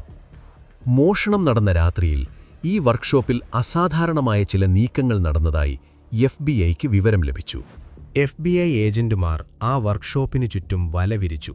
അവർ ഫോണുകൾ ചോർത്തി. അവരുടെ നീക്കങ്ങൾ നിരീക്ഷിച്ചു. വർക്ക്ഷോപ്പിലെ ജീവനക്കാരിൽ 2 പേർ പോലീസിന്റെ റഡാറിൽ പതിഞ്ഞു. ഒരാൾ ജോർജ് റൈസ്ഫെൽഡർ, മറ്റൊരാൾ ലെന്നി ഡിമ്യൂസിയോ. ജോർജ് റൈസ്ഫെൽഡറുടെ മുഖത്തിന് മ്യൂസിയം ഗാർഡ് റിക് അബാത്ത് നൽകിയ വിവരണവുമായി അത്ഭുതകരമായ സാമ്യമുണ്ടായിരുന്നു. ഉയരം കൂടിയ, മെലിഞ്ഞ, കണ്ണട വെച്ച ആ പോലീസുകാരൻ ജോർജ് റൈസ്ഫെൽഡറായിരുന്നു. അവന്റെ അപ്പാർട്ട്മെന്റിൽ പോലീസ് നടത്തിയ രഹസ്യപരിശോധനയിൽ റെംബ്രാൻഡിന്റെയും വെർമീറിന്റെയും ചിത്രങ്ങളുടെ പോസ്റ്ററുകൾ കണ്ടെത്തി. സാധാരണ ഗുണ്ടകൾ വീടിന്റെ ചുവരിൽ റെംബ്രാൻഡിന്റെ ചിത്രം തൂക്കിയിടാറില്ല. ഇതൊരു സൂചനയായി പോലീസ് കണ്ടു. പക്ഷേ ഇവരെ അറസ്റ്റ് ചെയ്യാൻ തക്കതായ തെളിവുകൾ അപ്പോഴും പോലീസിന്റെ കയ്യിലില്ലായിരുന്നു. ഒരു പെയിന്റിംഗ് പോലും കണ്ടെടുക്കാൻ കഴിഞ്ഞില്ല. FBIക്ക് ഉറപ്പായിരുന്നു, സത്യം ആ ഓട്ടോ ബോഡി വർക്ക്ഷോപ്പിനുള്ളിൽ എവിടെയോ ഉണ്ട്, അല്ലെങ്കിൽ ആ സംഘത്തിലെ ആർക്കെങ്കിലും സത്യമറിയാം. അവരെ എങ്ങനെ കൊടുക്കും? അതിനായി FBI ഒരു കെണിയൊരുക്കി. ചരിത്രത്തിലെ തന്നെ ഏറ്റവും ക്ഷമയേറിയ ഒരു കാത്തിരിപ്പ് അവിടെ തുടങ്ങുകയായിരുന്നു. പക്ഷേ വിധി വീണ്ടും വില്ലനായി മാറി. അന്വേഷണം ജോർജ് റൈസ്ഫെൽഡറിലേക്ക് അടുക്കുന്നതിനിടയിൽ ദുരൂഹമായൊരു മരണം സംഭവിച്ചു. അത് കേസിന്റെ ഗതി തന്നെ മാറ്റിമറിച്ചു. അന്വേഷണം TRC ഓട്ടോബോഡി എന്ന വർക്ക്ഷോപ്പിലേക്കും ജോർജ് റെയ്സ്ഫെൽഡർ എന്ന യുവാവിലേക്കും കേന്ദ്രീകരിച്ചതോടെ FBI കരുതിയത് കേസിന്റെ ചുരുളഴിയാൻ പോകുന്നു എന്നാണ്. റെയ്സ്ഫെൽഡറുടെ മുഖത്തിന് മ്യൂസിയം ഗാർഡ് റിക് അബാത്ത് വിവരിച്ച് മെലിഞ്ഞ കള്ളന്റെ രൂപവുമായി അത്ഭുതകരമായ സാമ്യമുണ്ടായിരുന്നു. എന്നാൽ വിധി അന്വേഷണ ഉദ്യോഗസ്ഥർക്ക് മുന്നിൽ വീണ്ടും ഇരുട്ടുവിരിച്ചു. 1991 ജൂലൈ മാസം മോഷണം നടന്ന് കൃത്യം 1.5 വർഷം തികയുന്നതിന് മുൻപ് ഒരു ദിവസം ഉച്ചയ്ക്ക് ജോർജ് റെയ്സ്ഫെൽഡറുടെ അപ്പാർട്ട്മെന്റിൽ നിന്ന് ഒരു നിലവിളി ഉയർന്നു. പോലീസ് എത്തുമ്പോൾ കണ്ടത് തറയിൽ മരിച്ചുകിടക്കുന്ന റെയ്സ്ഫെൽഡറെയാണ്. മരണകാരണം കൊക്കെയിൻ ഓവർഡോസ്. ഇതൊരു സ്വാഭാവിക മരണമാണോ അതോ ആസൂത്രിത കൊലപാതകമാണോ? ഇന്നും ഉത്തരം കിട്ടാത്ത ചോദ്യമാണത്. റെയ്സ്ഫെൽഡർ മയക്കുമരുന്ന് ഉപയോഗിക്കുന്ന ആളായിരുന്നു എന്നത് സത്യം. പക്ഷേ അന്വേഷണം തന്നിലേക്ക് നീളുന്നു എന്ന് മനസ്സിലാക്കിയപ്പോൾ അവൻ വല്ലാതെ ഭയപ്പെട്ടിരുന്നു. അവന്റെ മരണം സംഭവിച്ച സമയം പോലീസിനെ സംബന്ധിച്ചിടത്തോളം വളരെ സംശയാസ്പദമായിരുന്നു. അവന്റെ മരണശേഷം ബന്ധുക്കളിൽ നിന്നും സുഹൃത്തുക്കളിൽ നിന്നും ലഭിച്ച മൊഴികൾ പോലീസിനെ ഞെട്ടിച്ചു. മരിക്കുന്നതിന് ഏതാനും മാസങ്ങൾക്ക് മുൻപ് റെയ്സ്ഫെൽഡർ തന്റെ ബെഡ്റൂമിൽ വെച്ച് ഒരു ചിത്രം തന്റെ സഹോദരനെ കാണിച്ചിരുന്നു. അതൊരു സാധാരണ ചിത്രമായിരുന്നില്ല. എഡ്വാർഡ് മാനറ്റിന്റെ ഷേ ടോർട്ടോണി ഗാർഡനർ മ്യൂസിയത്തിലെ ബ്ലൂ റൂമിൽ നിന്ന് കാണാതായ അതേ ചിത്രം. റെയ്സ്ഫെൽഡർ അന്നു പറഞ്ഞത്രേ, ഇതാണ് എന്റെ ഇൻഷുറൻസ്, ഇതിൽ നിന്ന് നമുക്ക് കോടികൾ കിട്ടും. പക്ഷേ ആ ചിത്രം എവിടെ? റെയ്സ്ഫെൽഡറുടെ മരണശേഷം പോലീസ് ആ വീട് അരിച്ചുപെറുക്കിയെങ്കിലും ആ ചിത്രം കണ്ടെത്താനായില്ല. അവൻ മരിച്ചതോടെ ആ രഹസ്യവും മണ്ണടിഞ്ഞു. അന്വേഷണം TRC ഓട്ടോബോഡി എന്ന വർക്ക്ഷോപ്പിലേക്കും ജോർജ് റെയ്സ്ഫെൽഡർ എന്ന യുവാവിലേക്കും കേന്ദ്രീകരിച്ചതോടെ FBI കരുതിയത് കേസിന്റെ ചുരുളഴിയാൻ പോകുന്നു എന്നാണ്. റെയ്സ്ഫെൽഡറുടെ മുഖത്തിന് മ്യൂസിയം ഗാർഡ് റിക് അബാത്ത് വിവരിച്ച് മെലിഞ്ഞ കള്ളന്റെ രൂപവുമായി അത്ഭുതകരമായ സാമ്യമുണ്ടായിരുന്നു. എന്നാൽ വിധി അന്വേഷണ ഉദ്യോഗസ്ഥർക്ക് മുന്നിൽ വീണ്ടും ഇരുട്ടുവിരിച്ചു. 1991 ജൂലൈ മാസം മോഷണം നടന്ന് കൃത്യം 1.5 വർഷം തികയുന്നതിന് മുൻപ് ഒരു ദിവസം ഉച്ചയ്ക്ക് ജോർജ് റെയ്സ്ഫെൽഡറുടെ അപ്പാർട്ട്മെന്റിൽ നിന്ന് ഒരു നിലവിളി ഉയർന്നു. പോലീസ് എത്തുമ്പോൾ കണ്ടത് തറയിൽ മരിച്ചുകിടക്കുന്ന റെയ്സ്ഫെൽഡറെയാണ്. മരണകാരണം കൊക്കെയിൻ ഓവർഡോസ്. ഇതൊരു സ്വാഭാവിക മരണമാണോ അതോ ആസൂത്രിത കൊലപാതകമാണോ? ഇന്നും ഉത്തരം കിട്ടാത്ത ചോദ്യമാണത്. റെയ്സ്ഫെൽഡർ മയക്കുമരുന്ന് ഉപയോഗിക്കുന്ന ആളായിരുന്നു എന്നത് സത്യം. പക്ഷേ അന്വേഷണം തന്നിലേക്ക് നീളുന്നു എന്ന് മനസ്സിലാക്കിയപ്പോൾ അവൻ വല്ലാതെ ഭയപ്പെട്ടിരുന്നു. അവന്റെ മരണം സംഭവിച്ച സമയം പോലീസിനെ സംബന്ധിച്ചിടത്തോളം വളരെ സംശയാസ്പദമായിരുന്നു. അവന്റെ മരണശേഷം ബന്ധുക്കളിൽ നിന്നും സുഹൃത്തുക്കളിൽ നിന്നും ലഭിച്ച മൊഴികൾ പോലീസിനെ ഞെട്ടിച്ചു. മരിക്കുന്നതിന് ഏതാനും മാസങ്ങൾക്ക് മുൻപ് റെയ്സ്ഫെൽഡർ തന്റെ ബെഡ്റൂമിൽ വെച്ച് ഒരു ചിത്രം തന്റെ സഹോദരനെ കാണിച്ചിരുന്നു. അതൊരു സാധാരണ ചിത്രമായിരുന്നില്ല. എഡ്വാർഡ് മാനറ്റിന്റെ ഷേ ടോർട്ടോണി ഗാർഡനർ മ്യൂസിയത്തിലെ ബ്ലൂ റൂമിൽ നിന്ന് കാണാതായ അതേ ചിത്രം. റെയ്സ്ഫെൽഡർ അന്നു പറഞ്ഞത്രേ, ഇതാണ് എന്റെ ഇൻഷുറൻസ്, ഇതിൽ നിന്ന് നമുക്ക് കോടികൾ കിട്ടും. പക്ഷേ ആ ചിത്രം എവിടെ? റെയ്സ്ഫെൽഡറുടെ മരണശേഷം പോലീസ് ആ വീട് അരിച്ചുപെറുക്കിയെങ്കിലും ആ ചിത്രം കണ്ടെത്താനായില്ല. അവൻ മരിച്ചതോടെ ആ രഹസ്യവും മണ്ണടിഞ്ഞു. എന്നാൽ അതിലും വലിയൊരു തെരുവ് നശിപ്പിക്കപ്പെട്ടത് വർക്ക്ഷോപ്പിലാണ്. മോഷണം നടന്ന രാത്രിയിൽ മ്യൂസിയത്തിന് പുറത്ത് കണ്ടതായി ദൃക്സാക്ഷികൾ പറഞ്ഞിരുന്നത് ഒരു ചുവന്ന ഡോഡ്ജ് ഡെയ്റ്റോണ കാറാണ്. ജോർജ് റെയ്സ്ഫെൽഡർക്ക് ഇതേ മോഡലിലുള്ള ഒരു ചുവന്ന കാറുണ്ടായിരുന്നു. റെയ്സ്ഫെൽഡർ മരിച്ച് ദിവസങ്ങൾക്കുള്ളിൽ TRC ഓട്ടോബോഡി ഉടമ കാർമെലോ മെർലിനോ ഒരു നിർദ്ദേശം നൽകി. ആ കാറിനി ഇവിടെ കാണരുത്, അത് നശിപ്പിച്ചേക്കുക. അങ്ങനെ ആ കാർ വർക്ക്ഷോപ്പിലെ പ്രസ്സിൽ വെച്ച് ചതച്ചരച്ച് ക്യൂബ് രൂപത്തിലാക്കി മാറ്റി. ലോകത്തിലെ ഏറ്റവും വലിയ കലാകവർച്ചയുടെ ഏറ്റവും വലിയ തുണ്ടി മുതൽ സ്ക്രാപ്പ് മെറ്റലായി മാറി. പോലീസ് എത്തുമ്പോഴേക്കും എല്ലാം കഴിഞ്ഞിരുന്നു. റെയ്സ്ഫെൽഡറുടെ മരണത്തോടെ അന്വേഷണം വഴിമുട്ടിയെങ്കിലും FBI മറ്റൊരു വ്യക്തിയിലേക്ക് ശ്രദ്ധ തിരിച്ചു. David Turner. കാർമെലോ മെർലിനോയുടെ വലം കൈയായിരുന്നു ഡേവിഡ് ടേണർ. കാണാൻ സുന്ദരൻ, ബുദ്ധിമാൻ, എന്നാൽ കൊടും കുറ്റവാളി. മോഷണം നടക്കുമ്പോൾ ടേണറിന് പ്രായം വെറും 20 വയസ്സ്. മ്യൂസിയം ഗാർഡുകൾ പറഞ്ഞ രണ്ടാമത്തെ കള്ളന്റെ, അതായത് തടിയനായ പോലീസുകാരന്റെ രൂപം ടേണറിനുണ്ടായിരുന്നില്ലെങ്കിലും ഈ ഓപ്പറേഷൻ പ്ലാൻ ചെയ്തതിൽ ടേണറിന് പങ്കുണ്ടെന്ന് പോലീസ് സംശയിച്ചു. മാത്രമല്ല, റീസ്ഫെൽഡറുടെ അടുത്ത സുഹൃത്തായിരുന്നു ടേണർ. FBI ടേണറിനെയും മെർലിനോയെയും 24 മണിക്കൂറും നിരീക്ഷിക്കാൻ തുടങ്ങി. പക്ഷേ ഇവർ പെയിന്റിങ്ങുകളെക്കുറിച്ച് ഫോണിൽ സംസാരിക്കുന്നില്ല. നേരിട്ട് കാണുമ്പോൾ മാത്രം രഹസ്യങ്ങൾ കൈമാറുന്നു. ഇവരെ എങ്ങനെ കൊടുക്കും?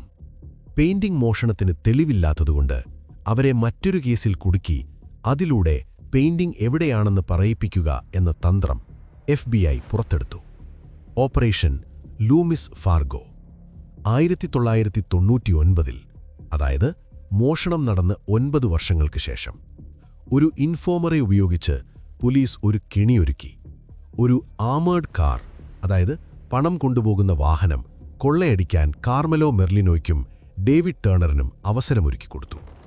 ലൂമിസ് ആർഗോ എന്ന കമ്പനിയുടെ പണവണ്ടി വരുന്നുണ്ടെന്നും അത് കൊള്ളയടിച്ചാൽ $1 മില്യൺ കിട്ടുമെന്നും ഇൻഫോമർ അവരെ വിശ്വസിപ്പിച്ചു. പണത്തോടുള്ള ആർത്തിമൂത്ത് മെർലിനോയും ടേണറും ആ കെണിയിൽ വീണു. കൊള്ളയടിക്കാൻ തോക്കുകളുമായി എത്തിയ ആ നിമിഷം ചുറ്റും പതിഞ്ഞിരുന്ന FBI ഏജന്റുമാർ അവരെ വളഞ്ഞു. കൈവലങ്ങ് വീണു. ജയിലിലായ ശേഷം FBI ഉദ്യോഗസ്ഥർ അവരോട് വിലപേശി. നിങ്ങൾ ആമേർഡ് കാർ കൊള്ളയടിക്കാൻ ശ്രമിച്ചതിന് വലിയ ശിക്ഷ ലഭിക്കും, ഒരുപക്ഷെ ജീവപര്യന്തം. പക്ഷേ ഗാർഡ്നർ മ്യൂസിയത്തിലെ പെയിന്റിങ്ങുകൾ എവിടെയാണെന്ന് പറഞ്ഞാൽ, അത് തിരികെ തന്നാൽ ഞങ്ങൾ സഹായിക്കാം, ശിക്ഷ കുറയ്ക്കാം, അല്ലെങ്കിൽ നിങ്ങളെ സ്വതന്ത്രരാക്കാം. ഇതായിരുന്നു പോലീസിന്റെ മാസ്റ്റർ പ്ലാൻ. പക്ഷേ കാർമെലോ മെർലിനോയും ഡേവിഡ് ടേണറും പോലീസിനെ വെല്ലുവിളിച്ചു. ഞങ്ങൾക്ക് പെയിന്റിങ്ങിനെക്കുറിച്ച് ഒന്നും അറിയില്ല. അവർ ഒമേർത്ത എന്ന മാഫിയ നിയമം പാലിച്ചു. വായ തുറന്നാൽ മരണമുറപ്പാണെന്നവർക്കറിയാമായിരുന്നു. അല്ലെങ്കിൽ പെയിന്റിങ്ങുകൾ അവരുടെ കൈവശമുണ്ടായിരുന്നില്ല. മെർലിനോ ജയിലിൽ വെച്ച് മരിച്ചു. മരിക്കുന്നതിനു മുൻപ് അവൻ ആ രഹസ്യം ആരോടും പറഞ്ഞില്ല. ഡേവിഡ് ടേണർ വർഷങ്ങളോളം ജയിലിൽ കിടന്നു. 2019 അവൻ ജയിൽ മോചിതനായെങ്കിലും പെയിന്റിങ്ങിനെക്കുറിച്ച് ഒരക്ഷരം മിണ്ടിയില്ല. ഇതിനിടയിൽ മറ്റൊരു ഞെട്ടിക്കുന്ന സംഭവം കൂടി നടന്നു. അന്വേഷണവുമായി സഹകരിച്ച ചില മാഫിയ അംഗങ്ങൾ കൊല്ലപ്പെട്ടു. ബോസ്റ്റൺ അധോലോകം ഈ പെയിന്റിങ്ങുകളെ വല്ലാതെ ഭയപ്പെടുന്നുണ്ടായിരുന്നു. കാരണം ആ ചിത്രങ്ങൾ ആരുടെ കയ്യിലാണോ ഉള്ളത്, അവർക്ക് പിന്നാലെ ശാപം പോലെ മരണവും പോലീസുമുണ്ട്. FBIക്ക് ലഭിച്ച മറ്റൊരു രഹസ്യ വിവരമനുസരിച്ച് പെയിന്റിങ്ങുകൾ ബോസ്റ്റൺ വിട്ട് ഫിലാഡൽഫിയയിലേക്ക് കടത്തിയിട്ടുണ്ട്. അവിടെ റോബർട്ട് ജെന്റൈൽ എന്ന വയസ്സനായ ഒരു മാഫിയക്കാരന്റെ കൈവശം ഇതെത്തിയിട്ടുണ്ട്. ആരാണ് റോബർട്ട് ജെന്റൈൽ? കാർമെലോ മെർലിനോയുടെ പഴയ സുഹൃത്ത്. ഈ കേസിന്റെ അടുത്ത അധ്യായം തുടങ്ങുന്നത് ആ വയോധികനിലൂടെയാണ്. ഒരു സാധാരണ വീടിന്റെ പിൻഭാഗത്തെ പൂന്തോട്ടത്തിന് താഴെ കോടികളുടെ നിധി ഒളിപ്പിച്ചിട്ടുണ്ടോ? അന്വേഷണ ഉദ്യോഗസ്ഥർ മൺവെട്ടിയും പാരയുമായി ആ മുറ്റത്തേക്ക് ഇറങ്ങാൻ തീരുമാനിച്ചു. അന്വേഷണ ഉദ്യോഗസ്ഥരുടെ റഡാർ ബോസ്റ്റണിൽ നിന്നും തെക്കോട്ട് കണക്റ്റിക്കട്ടിലെ മാഞ്ചസ്റ്റർ എന്ന ചെറിയ നഗരത്തിലേക്ക് തിരിഞ്ഞു. അവിടെ പുറമേ ശാന്തമായി ജീവിക്കുന്ന 70 വയസ്സ് പിന്നിട്ട ഒരു വയോധികനിലേക്കാണ് എല്ലാ വിരലുകളും ചൂണ്ടിയത്. Robert Gentile. കാഴ്ചയിൽ തികച്ചും അവശനായ, ഊന്നുവടിയുടെ സഹായത്തോടെ നടക്കുന്ന, കൊച്ചുമക്കൾക്ക് മിഠായി വാങ്ങിക്കൊടുക്കുന്ന ഒരു പാവം മുത്തച്ഛൻ. പക്ഷേ FBI-യുടെ ഫയലുകളിൽ അയാൾ അതല്ലായിരുന്നു. ഫിലാഡൽഫിയ ക്രൈം ഫാമിലിയുടെ വിശ്വസ്തനായ ഒരു സോൾജിയറായിരുന്നു അയാൾ. ബോസ്റ്റണിലെ കവർച്ചാ സംഘവുമായി അടുത്ത ബന്ധം പുലർത്തിയിരുന്ന കണ്ണി. എങ്ങനെയാണ് പോലീസ് ജെന്റൈലിലേക്ക് എത്തിയത്? അവിടെയും ഒരു സ്ത്രീയുടെ മൊഴിയായിരുന്നു വഴിത്തിരിവായത്. കാർമെലോ മെർലിനോയുടെ സംഘത്തിലുണ്ടായിരുന്ന, പിന്നീട് മരിച്ചുപോയ റോബർട്ട് ഗ്വാരന്റേ എന്ന ഗുണ്ടയുടെ ഭാര്യ എലീൻ ഗ്വാരന്റേ. അവർ പോലീസിനോടൊരു വെളിപ്പെടുത്തൽ നടത്തി. എന്റെ ഭർത്താവ് മരിക്കുന്നതിന് കുറച്ചുനാൾ മുൻപ് ക്യാൻസർ ബാധിതനായി കിടക്കുമ്പോൾ ചില പെയിന്റിങ്ങുകൾ കൈമാറ്റം ചെയ്യുന്നത് ഞാൻ കണ്ടിരുന്നു. ഒരു ഹൈവേ റെസ്റ്റോറന്റിന്റെ പാർക്കിങ്ങിൽ വെച്ച് തന്റെ കാറിന്റെ ഡിക്കിയിൽ നിന്നും ചില റോൾ ചെയ്ത പെയിന്റിങ്ങുകൾ അദ്ദേഹം റോബർട്ട് ജെന്റൈലിന്റെ കാറിലേക്ക് മാറ്റി. ഈ മൊഴി പോലീസിന് ഞെട്ടിച്ചു. വർഷങ്ങളായി തങ്ങൾ അന്വേഷിക്കുന്ന ആ നിധി ഈ വയോധികന്റെ കൈവശമുണ്ടെന്നോ? 2012 മെയ് മാസം FBI ഉദ്യോഗസ്ഥർ റോബർട്ട് ജെൻഡേലിന്റെ വീട് വളഞ്ഞു. അത് വെറുമൊരു പരിശോധനയായിരുന്നില്ല, ഒരു യുദ്ധസന്നാഹം പോലെയായിരുന്നു അത്. ഗ്രൗണ്ട് പെനട്രേറ്റിംഗ് റഡാറുകൾ, മണം പിടിക്കാൻ പ്രത്യേക പരിശീലനം ലഭിച്ച നായ്ക്കൾ, K9 യൂണിറ്റ്, മണ്ണുമാന്തി യന്ത്രങ്ങൾ, ആ വീടും പരിസരവും അരിച്ചു പെറുക്കാൻ അവർ തീരുമാനിച്ചു. ജെൻഡേൽ അപ്പോഴും കൂസിലില്ലാതെ കസേരയിലിരുന്നു. എനിക്കൊന്നും അറിയില്ല എന്ന സ്ഥിരം പല്ലവി അയാൾ ആവർത്തിച്ചു. പോലീസ് വീടിന്റെ പിൻഭാഗത്തെ ഷെഡിലേക്ക് നീങ്ങി. അവിടെ മണ്ണിൽ റഡാർ പരിശോധന നടത്തിയപ്പോൾ അസാധാരണമായ എന്തോ ഒന്ന് മണ്ണിനടിയിലുണ്ടെന്ന് സിഗ്നൽ ലഭിച്ചു. പോലീസ് ആവേശം കൊണ്ടു. മണ്ണുമാന്തി യന്ത്രങ്ങൾ പ്രവർത്തിച്ചു. അവിടെ ഷെഡിന്റെ തറക്കടിയിൽ കോൺക്രീറ്റ് കൊണ്ട് നിർമ്മിച്ച ഒരു രഹസ്യ അറ, ഫോൾസ് ഫ്ലോർ അല്ലെങ്കിൽ സീക്രട്ട് ട്രാപ്പ് ഡോർ അവർ കണ്ടെത്തി. ഡിറ്റക്റ്റീവുകളുടെ ഹൃദയമെടുപ്പ് കൂടി. ഇതിനുള്ളിലാണോ ആ $500 മില്യൺ ചിത്രങ്ങൾ? അവർ ആ മൂടി തുറന്നു. പക്ഷേ നിരാശയായിരുന്നു ഫലം. ആ അറ ശൂന്യമായിരുന്നു. എന്നാൽ അത് വെറുതെ നിർമ്മിച്ചതല്ലെന്ന് വ്യക്തം. അവിടെ എന്തോ വലിയ വസ്തുക്കൾ സൂക്ഷിച്ചിരുന്നു. പെട്ടെന്ന് മാറ്റപ്പെട്ടതുപോലെ തറയിൽ ചില അടയാളങ്ങളുണ്ടായിരുന്നു. ആരാണത് മാറ്റിയത്? എങ്ങോട്ടാണ് മാറ്റിയത്? പുറത്തെ പരിശോധന പരാജയപ്പെട്ടെങ്കിലും വീടിനുള്ളിൽ നടത്തിയ റെയ്ഡിൽ പോലീസിന് നിർണായകമായൊരു തെളിവ് ലഭിച്ചു. പഴയ പത്രങ്ങൾക്കിടയിൽ തിരികെ വെച്ച ഒരു കടലാസ് കഷ്ണം. അതൊരു കൈയെഴുത്തു പ്രതിയായിരുന്നു. അതിലെഴുതിയിരുന്നത് ഗാർഡ്നർ മ്യൂസിയത്തിൽ നിന്നും മോഷണം പോയ 13 കലാസൃഷ്ടികളുടെ പേരുകളാണ്. മാത്രമല്ല, ഓരോ ചിത്രത്തിനും നേരെ കരിഞ്ചന്തയിൽ അതിന് ലഭിക്കാൻ സാധ്യതയുള്ള വിലയും കുറിച്ചിരുന്നു. ഉദാഹരണത്തിന്, റെംബ്രാൻഡിന്റെ ചിത്രത്തിന് നേരെ $5 മില്യൺ എന്നെഴുതിയിരുന്നു. പോലീസ് ജെൻഡൈലിന് നേരെ ആ കടലാസ് നീട്ടി. റോബർട്ട്, നിനക്ക് കലയുമായി യാതൊരു ബന്ധവുമില്ല. പിന്നെന്തിനാണ് ഈ മോഷണമുതലുകളുടെ ലിസ്റ്റ് നിന്റെ വീട്ടിൽ സൂക്ഷിച്ചിരിക്കുന്നത്? ജെൻഡൈൽ പതറി. അയാൾ പറഞ്ഞു, അതാരോ എന്നെ ഏൽപ്പിച്ചതാണ്. എനിക്കതിൽ പങ്കില്ല. പോലീസ് വിട്ടില്ല. അവർ അയാളെ കസ്റ്റഡിയിലെടുത്തു. ജെൻഡൈലിനെ സമ്മർദ്ദത്തിലാക്കാൻ പോലീസ് പല വഴികളും നോക്കി. അയാളുടെ വീട്ടിൽ നിന്നും അനധികൃതമായി സൂക്ഷിച്ച തോക്കുകളും വെടിയുണ്ടകളും പോലീസ് കണ്ടെടുത്തു. വയോധികനായ ഒരാളെ സംബന്ധിച്ചിടത്തോളം ജയിൽ ശിക്ഷ എന്നത് മരണതുല്യമാണ്. FBI അയാൾക്കൊരു ഓഫർ നൽകി. റോബർട്ട്, ആ പെയിന്റിങ്ങുകൾ എവിടെയാണെന്ന് പറയൂ, അല്ലെങ്കിൽ അത് കണ്ടുപിടിക്കാൻ ഞങ്ങളെ സഹായിക്കൂ. ഈ തോക്ക് കേസിൽ നിന്നും നിന്നെ ഒഴിവാക്കാം. ശിക്ഷയില്ലാതെ നിനക്ക് വീട്ടിൽ പോകാം. മാത്രമല്ല, മ്യൂസിയം വാഗ്ദാനം ചെയ്ത $10 മില്യൺ, ഏകദേശം 80 കോടി രൂപ പാരിതോഷികവും നിനക്ക് ലഭിക്കാൻ ഞങ്ങൾ സഹായിക്കാം. ആലോചിച്ചു നോക്കൂ, 80 കോടി രൂപയും സ്വാതന്ത്ര്യവും. ഏതൊരു മനുഷ്യനും വീണുപോകുന്ന വാഗ്ദാനമാണ്. പക്ഷേ റോബർട്ട് ജെൻഡൈൽ എന്ന പഴയ മാഫിയാക്കാരൻ കുലുങ്ങിയില്ല. അയാൾ പറഞ്ഞു, ഇല്ലാത്ത സാധനം എനിക്ക് എങ്ങനെ തരാൻ കഴിയും? എന്റെ കയ്യിലൊന്നുമില്ല. FBI അവസാനത്തെ ആയുധം പ്രയോഗിച്ചു. നുണപരിശോധന, പോളിഗ്രാഫ് ടെസ്റ്റ്. ജെൻഡൈലിനെ മെഷീനുമായി ബന്ധിപ്പിച്ചു. വിദഗ്ധർ ചോദ്യങ്ങൾ ചോദിക്കാൻ തുടങ്ങി. സാധാരണ ചോദ്യങ്ങൾക്ക് കൃത്യമായി ഉത്തരം നൽകിയ ഒരാൾ പെയിന്റിങ്ങുകളെക്കുറിച്ചുള്ള ചോദ്യങ്ങൾ വന്നപ്പോൾ വിയർക്കാൻ തുടങ്ങി. ഇസബെല്ല ഗാർഡ്നർ മ്യൂസിയത്തിലെ ചിത്രങ്ങൾ എവിടെയാണെന്ന് നിനക്കറിയാമോ? ജെൻഡൈൽ പറഞ്ഞു, ഇല്ല. പോളിഗ്രാഫ് മെഷീനിലെ സൂചികൾ ആ സമയം വന്യമായി ചലിച്ചു. വിദഗ്ധർ വിധിച്ചു, അയാൾ കള്ളം പറയുകയാണ്. 99.9% അയാൾക്ക് സത്യമറിയാം. പോലീസ് വീണ്ടും ചോദിച്ചു, അവസാന അവസരമാണ്, പറയൂ റോബർട്ട്. അയാൾ മൗനം പാലിച്ചു. അങ്ങനെ സത്യം പറയാൻ കൂട്ടാക്കാത്തതുകൊണ്ട് അനധികൃതമായി തോക്ക് കൈവശം വെച്ച കുറ്റത്തിന് ആ വൃദ്ധൻ ജയിലിലായി. വർഷങ്ങളോളം അയാൾ ജയിലിൽ കിടന്നു. ജയിലിൽ വെച്ച് അയാൾ പലരോടും പലതും സംസാരിച്ചതായി അഭ്യൂഹങ്ങളുണ്ട്. പക്ഷേ ഔദ്യോഗികമായി ഒരക്ഷരം മിണ്ടിയില്ല. 2019 ജയിൽ മോചിതനായി അയാൾ തിരികെ വീട്ടിലെത്തി. അപ്പോഴും FBI അയാളെ നിരീക്ഷിച്ചുകൊണ്ടേയിരുന്നു. അയാൾ മരിക്കുന്നതിനു മുമ്പ് ആ രഹസ്യം പറയുമോ? പക്ഷേ 2021 റോബർട്ട് ജെൻഡൈൽ മരണപ്പെട്ടു. അയാളുടെ അവസാന ശ്വാസത്തിനൊപ്പം ആ പെയിന്റിങ്ങുകളെക്കുറിച്ചുള്ള ഏറ്റവും വലിയ തുമ്പും അവസാനിച്ചു. പോലീസ് കണ്ടെത്തിയ ആ രഹസ്യ അറയിൽ എംപ്റ്റി പെറ്റ് യഥാർത്ഥത്തിൽ എന്തായിരുന്നു? മോഷണമുതലുകൾ അവിടെ നിന്ന് മാറ്റിയെങ്കിൽ അതിപ്പോൾ എവിടെയാണ്? ഇതിനിടയിൽ ലോകത്തിന്റെ മറ്റൊരു കോണിൽ നിന്ന് തികച്ചും അപ്രതീക്ഷിതമായൊരു വാർത്ത വന്നു. ഫ്രാൻസിലെ പാരീസിൽ വെച്ച് ഒരു ഉന്നത ആർട്ട് ഡീലർ അറസ്റ്റിലായി. ഇസബെല്ല മ്യൂസിയം കേസിന് ഇതുമായി വല്ല ബന്ധവുമുണ്ടോ? അന്വേഷണം രാജ്യാന്തര തലത്തിലേക്ക് നീങ്ങാൻ പോകുകയാണ്. ബോസ്റ്റണിലെ തെരുവുകളിലും റോബർട്ട് ജെൻഡൈലിന്റെ പൂന്തോട്ടത്തിലും അന്വേഷണം വഴിമുട്ടിയതോടെ FBI ഒരു കാര്യം തിരിച്ചറിഞ്ഞു. ഈ ചിത്രങ്ങൾ ഇനി അമേരിക്കൻ മണ്ണിൽ ഉണ്ടാകില്ല. അത് കടൽ കടന്നിരിക്കുന്നു. അന്വേഷണം രാജ്യാന്തര തലത്തിലേക്ക്, ഇന്റർനാഷണൽ ലെവലിൽ നീങ്ങി. ഇന്റർപോൾ രംഗത്തെത്തി. ലോകമെമ്പാടുമുള്ള പോലീസുകാർക്ക് ചിത്രങ്ങളുടെ വിവരങ്ങൾ കൈമാറി. ഈ ചിത്രങ്ങൾ എവിടെ കണ്ടാലും വിവരമറിയിക്കുക. ഇവിടെയാണ് ആർത്തർ ബ്രാൻഡ് എന്ന പേര് ഈ കഥയിലേക്ക് കടന്നുവരുന്നത്. നെതർലാൻഡ്സിലെ ആംസ്റ്റർഡാം കേന്ദ്രമായി പ്രവർത്തിക്കുന്ന ഒരു പ്രൈവറ്റ് ഡിറ്റക്റ്റീവ്. കലാലോകത്തെ ഇന്ത്യാന ജോൺസ് എന്നാണ് അദ്ദേഹം അറിയപ്പെടുന്നത്.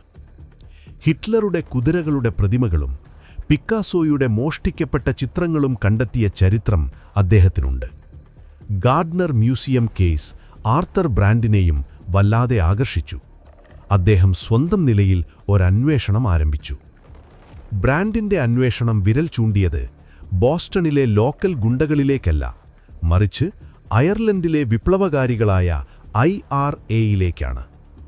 1990കളിൽ IRA ബ്രിട്ടീഷ് ഭരണത്തിനെതിരെ ശക്തമായി പോരാടുന്ന കാലം.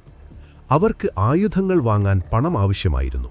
കൂടാതെ ജയിലിലായ തങ്ങളുടെ പോരാളികളെ മോചിപ്പിക്കാൻ ബ്രിട്ടീഷ് സർക്കാരുമായി വിലപേശാൻ അവർക്ക് ശക്തമായ എന്തെങ്കിലും വേണമായിരുന്നു. ബോസ്റ്റണിൽ IRAയ്ക്ക് ശക്തമായ വേരുകളുണ്ട്. ബോസ്റ്റണിലെ പല മാഫിയ തലവന്മാരും IRA അനുഭാവികളായിരുന്നു. ബ്രാൻഡിന്റെ തിയറി ഇങ്ങനെയായിരുന്നു: മോഷണം നടത്തിയത് ബോസ്റ്റണിലെ ഗുണ്ടകളാണെങ്കിലും അവരത് കൈമാറിയത് IRAയ്ക്കാണ്. ആ ചിത്രങ്ങൾ കപ്പൽ മാർഗം അയർലൻഡിലേക്ക് കടത്തി. ഈ തിയറിക്ക് ബലം നൽകുന്ന ചില സംഭവങ്ങളും ഉണ്ടായി. IRAയുമായി ബന്ധമുള്ള ചിലർ ബെൽജിയത്തിലെ ആന്റ്വർപ്പിൽ വെച്ച് ചില പെയിന്റിങ്ങുകൾ വിൽക്കാൻ ശ്രമിച്ചതായി രഹസ്യവിവരം ലഭിച്ചു. കരിഞ്ചന്തയിൽ ഇതിനു വാങ്ങാൻ ആളുണ്ടോ എന്നവർ അന്വേഷിച്ചിരുന്നു. പക്ഷേ ആ കച്ചവടം നടന്നില്ല. കാരണം ഈ ചിത്രങ്ങൾ വളരെ ചൂടുള്ളതാണ്. To hot. ലോകം മുഴുവൻ അറിയുന്ന ഈ ചിത്രങ്ങൾ വാങ്ങാൻ കള്ളക്കടത്തുകാർ പോലും ഭയന്നു. വാങ്ങിയാൽ പോലീസ് ഉറപ്പായും പൊക്കും. പിന്നീട് കേട്ട മറ്റൊരു കഥ ജപ്പാനിൽ നിന്നാണ്. യാക്കൂസ, ജപ്പാനിലെ കുപ്രസിദ്ധമായ മാഫിയ സംഘം. 1990കളിൽ ജപ്പാൻ സാമ്പത്തികമായി കുതിച്ചുയരുന്ന കാലമായിരുന്നു. ലോകത്തിലെ പല അമൂല്യ വസ്തുക്കളും ജപ്പാനിലെ കോടീശ്വരന്മാർ സ്വന്തമാക്കിയിരുന്നു. യാക്കൂസയുടെ സംരക്ഷണത്തിൽ കഴിയുന്ന പുറംലോകം കാണാത്ത ഏതെങ്കിലും കോടീശ്വരൻ, ഷാഡോ കളക്ടർ, തന്റെ രഹസ്യ ബങ്കറിൽ വെക്കാൻ വേണ്ടി ഈ ചിത്രങ്ങൾ ഓർഡർ ചെയ്തു വരുത്തിയതാണോ? ലോകത്ത് ഇത്തരം ബ്ലാക്ക് കളക്ടർമാർ ഉണ്ടെന്ന് വിശ്വസിക്കപ്പെടുന്നു. അവർക്ക് ഈ ചിത്രം മറ്റാരെയും കാണിക്കണ്ട, സ്വന്തം സന്തോഷത്തിനു വേണ്ടി മാത്രം കൈവശം വയ്ക്കുക. പക്ഷേ ജപ്പാനിലേക്കുള്ള അന്വേഷണവും തെളിവുകളുടെ അഭാവത്തിൽ അവസാനിച്ചു. അന്വേഷണം വീണ്ടും യൂറോപ്പിലെ അധോലോകത്തേക്ക് തിരിഞ്ഞു. ഇവിടെയാണ് ഈ കേസിന്റെ ഏറ്റവും വേദനിപ്പിക്കുന്ന മറ്റൊരു വശം വെളിപ്പെടുന്നത്.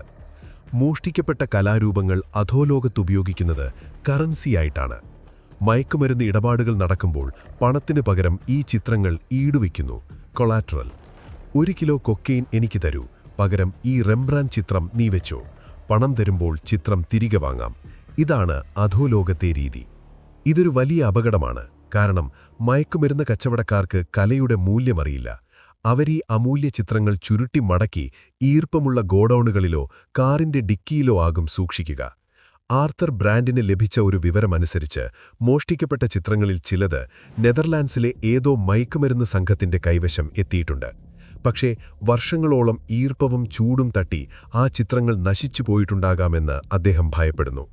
റെംബ്രാൻഡിന്റെയും വെർമീറിന്റെയും ആ മനോഹര വർണ്ണങ്ങൾ ഇന്ന് പൂപ്പൽ ബാധിച്ച് തിരിച്ചറിയാൻ കഴിയാത്ത വിധം വികൃതമായിട്ടുണ്ടാകാം. 2017-ൽ ആർത്തർ ബ്രാൻഡ് ഒരു വെളിപ്പെടുത്തൽ നടത്തി. എന്റെ സോഴ്സുകളിൽ നിന്നും എനിക്കറിയാൻ കഴിഞ്ഞത് ആ ചിത്രങ്ങൾ അയർലൻഡിലുണ്ടായിരുന്നു എന്നാണ്. പക്ഷേ ഇപ്പോൾ അത് കൈമറിപ്പോയിരിക്കുന്നു. അത് വീണ്ടെടുക്കാൻ കഴിയാത്ത വിധം അധോലോകത്തിന്റെ ആഴങ്ങളിലേക്ക് പോയി. എന്നിരുന്നാലും മ്യൂസിയം അധികൃതർ പ്രതീക്ഷ കൈവിട്ടില്ല. അവർ പാരിതോഷിക തുക വർദ്ധിപ്പിച്ചു. $5 മില്യൺ നിന്ന് $10 മില്യൺ, ഏകദേശം 83 കോടി രൂപ. ആര് വിവരം നൽകിയാലും ഒരു ചോദ്യവും ചോദിക്കാതെ പണം നൽകും. ചിത്രങ്ങൾ തിരികെ ലഭിക്കണം എന്നു മാത്രം. ഈ വലിയ തുക മോഹിച്ച് കള്ളന്മാരുടെ പിന്മുറക്കാരോ വിവരമറിയാവുന്ന ആരെങ്കിലും മുന്നോട്ടു വരുമോ? ഇതിനിടയിൽ അമേരിക്കയിൽ മറ്റൊരു നാടകം അരങ്ങേറുകയായിരുന്നു. മോഷണവുമായി ബന്ധപ്പെട്ട അറസ്റ്റിലായ ഏക വ്യക്തി ഡേവിഡ് ടേണർ. നീണ്ട ജയിൽവാസത്തിനു ശേഷം 2019 അവൻ മോചിതനാകുന്നു. അവൻ പുറത്തിറങ്ങിയാൽ അവൻ പഴയ ഒളിവിടങ്ങളിലേക്ക് പോകുമോ? ചിത്രങ്ങൾ അവനെ കാത്തിരിക്കുന്നുണ്ടോ? FBI വീണ്ടും അവനെ നിഴൽ പോലെ പിന്തുടർന്നു തഴങ്ങി. ബ്രാൻഡിന്റെ തിയറി ഇങ്ങനെയായിരുന്നു: മോഷണം നടത്തിയത് ബോസ്റ്റണിലെ ഗുണ്ടകളാണെങ്കിലും അവരത് കൈമാറിയത് IRAയ്ക്കാണ്. ആ ചിത്രങ്ങൾ കപ്പൽ മാർഗം അയർലൻഡിലേക്ക് കടത്തി. ഈ തിയറിക്ക് ബലം നൽകുന്ന ചില സംഭവങ്ങളുമുണ്ടായി.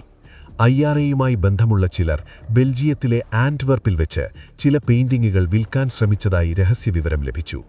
കരിഞ്ചന്തയിൽ ഇതിന് വാങ്ങാൻ ആളുണ്ടോ എന്നവർ അന്വേഷിച്ചിരുന്നു. 2019 നവംബർ മാസം. അമേരിക്കൻ കുറ്റാന്വേഷണ ചരിത്രം ഉറ്റുനോക്കിയൊരു ദിവസമായിരുന്നു അത്. നീണ്ട വർഷത്തെ ജയിൽവാസത്തിനു ശേഷം ഡേവിഡ് ടർണർ പുറത്തിറങ്ങുന്നു. കൗമാരക്കാരനായിരുന്നപ്പോൾ മാഫിയയുടെ വലയിൽപ്പെട്ടുപോയ, പിന്നീട് കൊടും കുറ്റവാളിയായി മുദ്രകുത്തപ്പെട്ട ടർണർ ഇപ്പോൾ മധ്യവയസ്കനായിരിക്കുന്നു. നരച്ച മുടിയും തളർന്ന ശരീരവുമായി അവൻ ജയിലിന്റെ വലിയ കവാടം കടന്ന് പുറത്തേക്ക് വന്നു. FBIയുടെ കണ്ണുകൾ അപ്പോഴും അവനെ വിടാതെ പിന്തുടരുന്നുണ്ടായിരുന്നു. അന്വേഷണ ഉദ്യോഗസ്ഥർക്ക് ഒരു കണക്കുകൂട്ടലുണ്ടായിരുന്നു. ജയിലിലായിരുന്നത്രയും കാലം അവൻ ആ പെയിന്റിങ്ങുകളെക്കുറിച്ച് ഒന്നും ചെയ്യാൻ കഴിയില്ലായിരുന്നു. എന്നാൽ ഇപ്പോൾ അവൻ സ്വതന്ത്രനാണ്. പഴയ കൂട്ടാളികളിൽ പലരും മരിച്ചുപോയി. ഇനി ആ സമ്പത്ത് അവന് സ്വന്തം. അവൻ തീർച്ചയായും ആ ഒളിവിടത്തിലേക്ക് പോകും, അല്ലെങ്കിൽ അത് വിൽക്കാൻ ആരെങ്കിലുമായി ബന്ധപ്പെടും. ഏജന്റുമാർ ടർണറുടെ ഓരോ നീക്കവും നിരീക്ഷിച്ചു. അവൻ എവിടെ പോകുന്നു, ആരെ വിളിക്കുന്നു, ആരുമായി സംസാരിക്കുന്നു.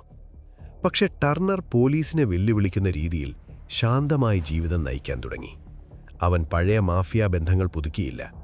അവൻ ആ പെയിന്റിങ്ങുകളെക്കുറിച്ച് ഒരക്ഷരം മിണ്ടിയില്ല. അവൻ നിരപരാധിയാണെന്ന് അഭിനയിക്കുകയാണോ, അതോ വർഷങ്ങൾക്ക് മുൻപ് കാർമലോ മെർലിനോയും സംഘവും ഒളിപ്പിച്ച ആ നിധി എവിടെയാണെന്ന് അവനും അറിയില്ലേ? മാസങ്ങൾ കടന്നുപോയി. ടർണർ ഒരു സാധാരണക്കാരനായി ജീവിക്കുന്നു. പെയിന്റിങ്ങുകളിലേക്കുള്ള വഴി വീണ്ടും അടഞ്ഞു. നമുക്ക് വീണ്ടും ആ കുറ്റകൃത്യം നടന്ന വേദിയിലേക്ക്, ഇസബെല്ല സ്റ്റുവർട്ട് ഗാർഡനർ മ്യൂസിയത്തിലേക്ക് ഒന്ന് തിരിച്ചുപോകാം. ഇന്നത്തെ മ്യൂസിയം അന്നത്തെ പോലെയല്ല. സുരക്ഷാ സംവിധാനങ്ങളെല്ലാം മാറി. അത്യാധുനിക ക്യാമറകളും ലേസർ സെൻസറുകളും അവിടെയുണ്ട്. പക്ഷേ 2ാം നിലയിലെ ഡച്ച് റൂമിൽ കാലം 1990-ൽ തന്നെ തറിച്ചു നിൽക്കുന്നു. അവിടെ എത്തുന്ന സന്ദർശകരെ കാത്തിരിക്കുന്നത് വല്ലാത്തൊരു നൊമ്പരവാണ്. ചുവരുകളിൽ പതിച്ച 13 ഫ്രെയിമുകൾ തൂങ്ങിക്കിടക്കുന്നുണ്ട്. പക്ഷേ അവയ്ക്കുള്ളിൽ ചിത്രങ്ങളില്ല, വെറും ശൂന്യത മാത്രം.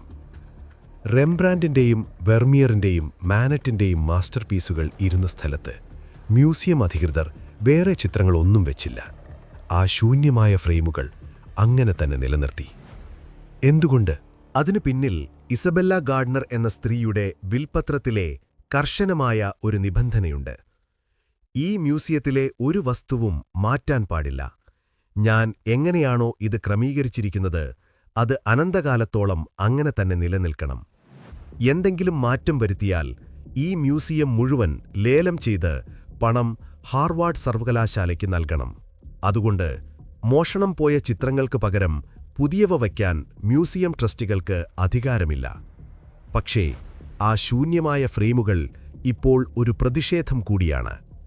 കാണാതായ മക്കൾ തിരിച്ചുവരുമെന്ന പ്രതീക്ഷയിൽ കാത്തിരിക്കുന്ന ഒരമ്മയെപ്പോലെ ആ ഫ്രെയിമുകൾ സന്ദർശകരോട് സംസാരിക്കുന്നു. ഇവിടെ ഒരിക്കൽ സൗന്ദര്യമുണ്ടായിരുന്നു, അത് ക്രൂരമായി പറിച്ചെടുക്കപ്പെട്ടു എന്ന് അത് വിളിച്ചു പറയുന്നു.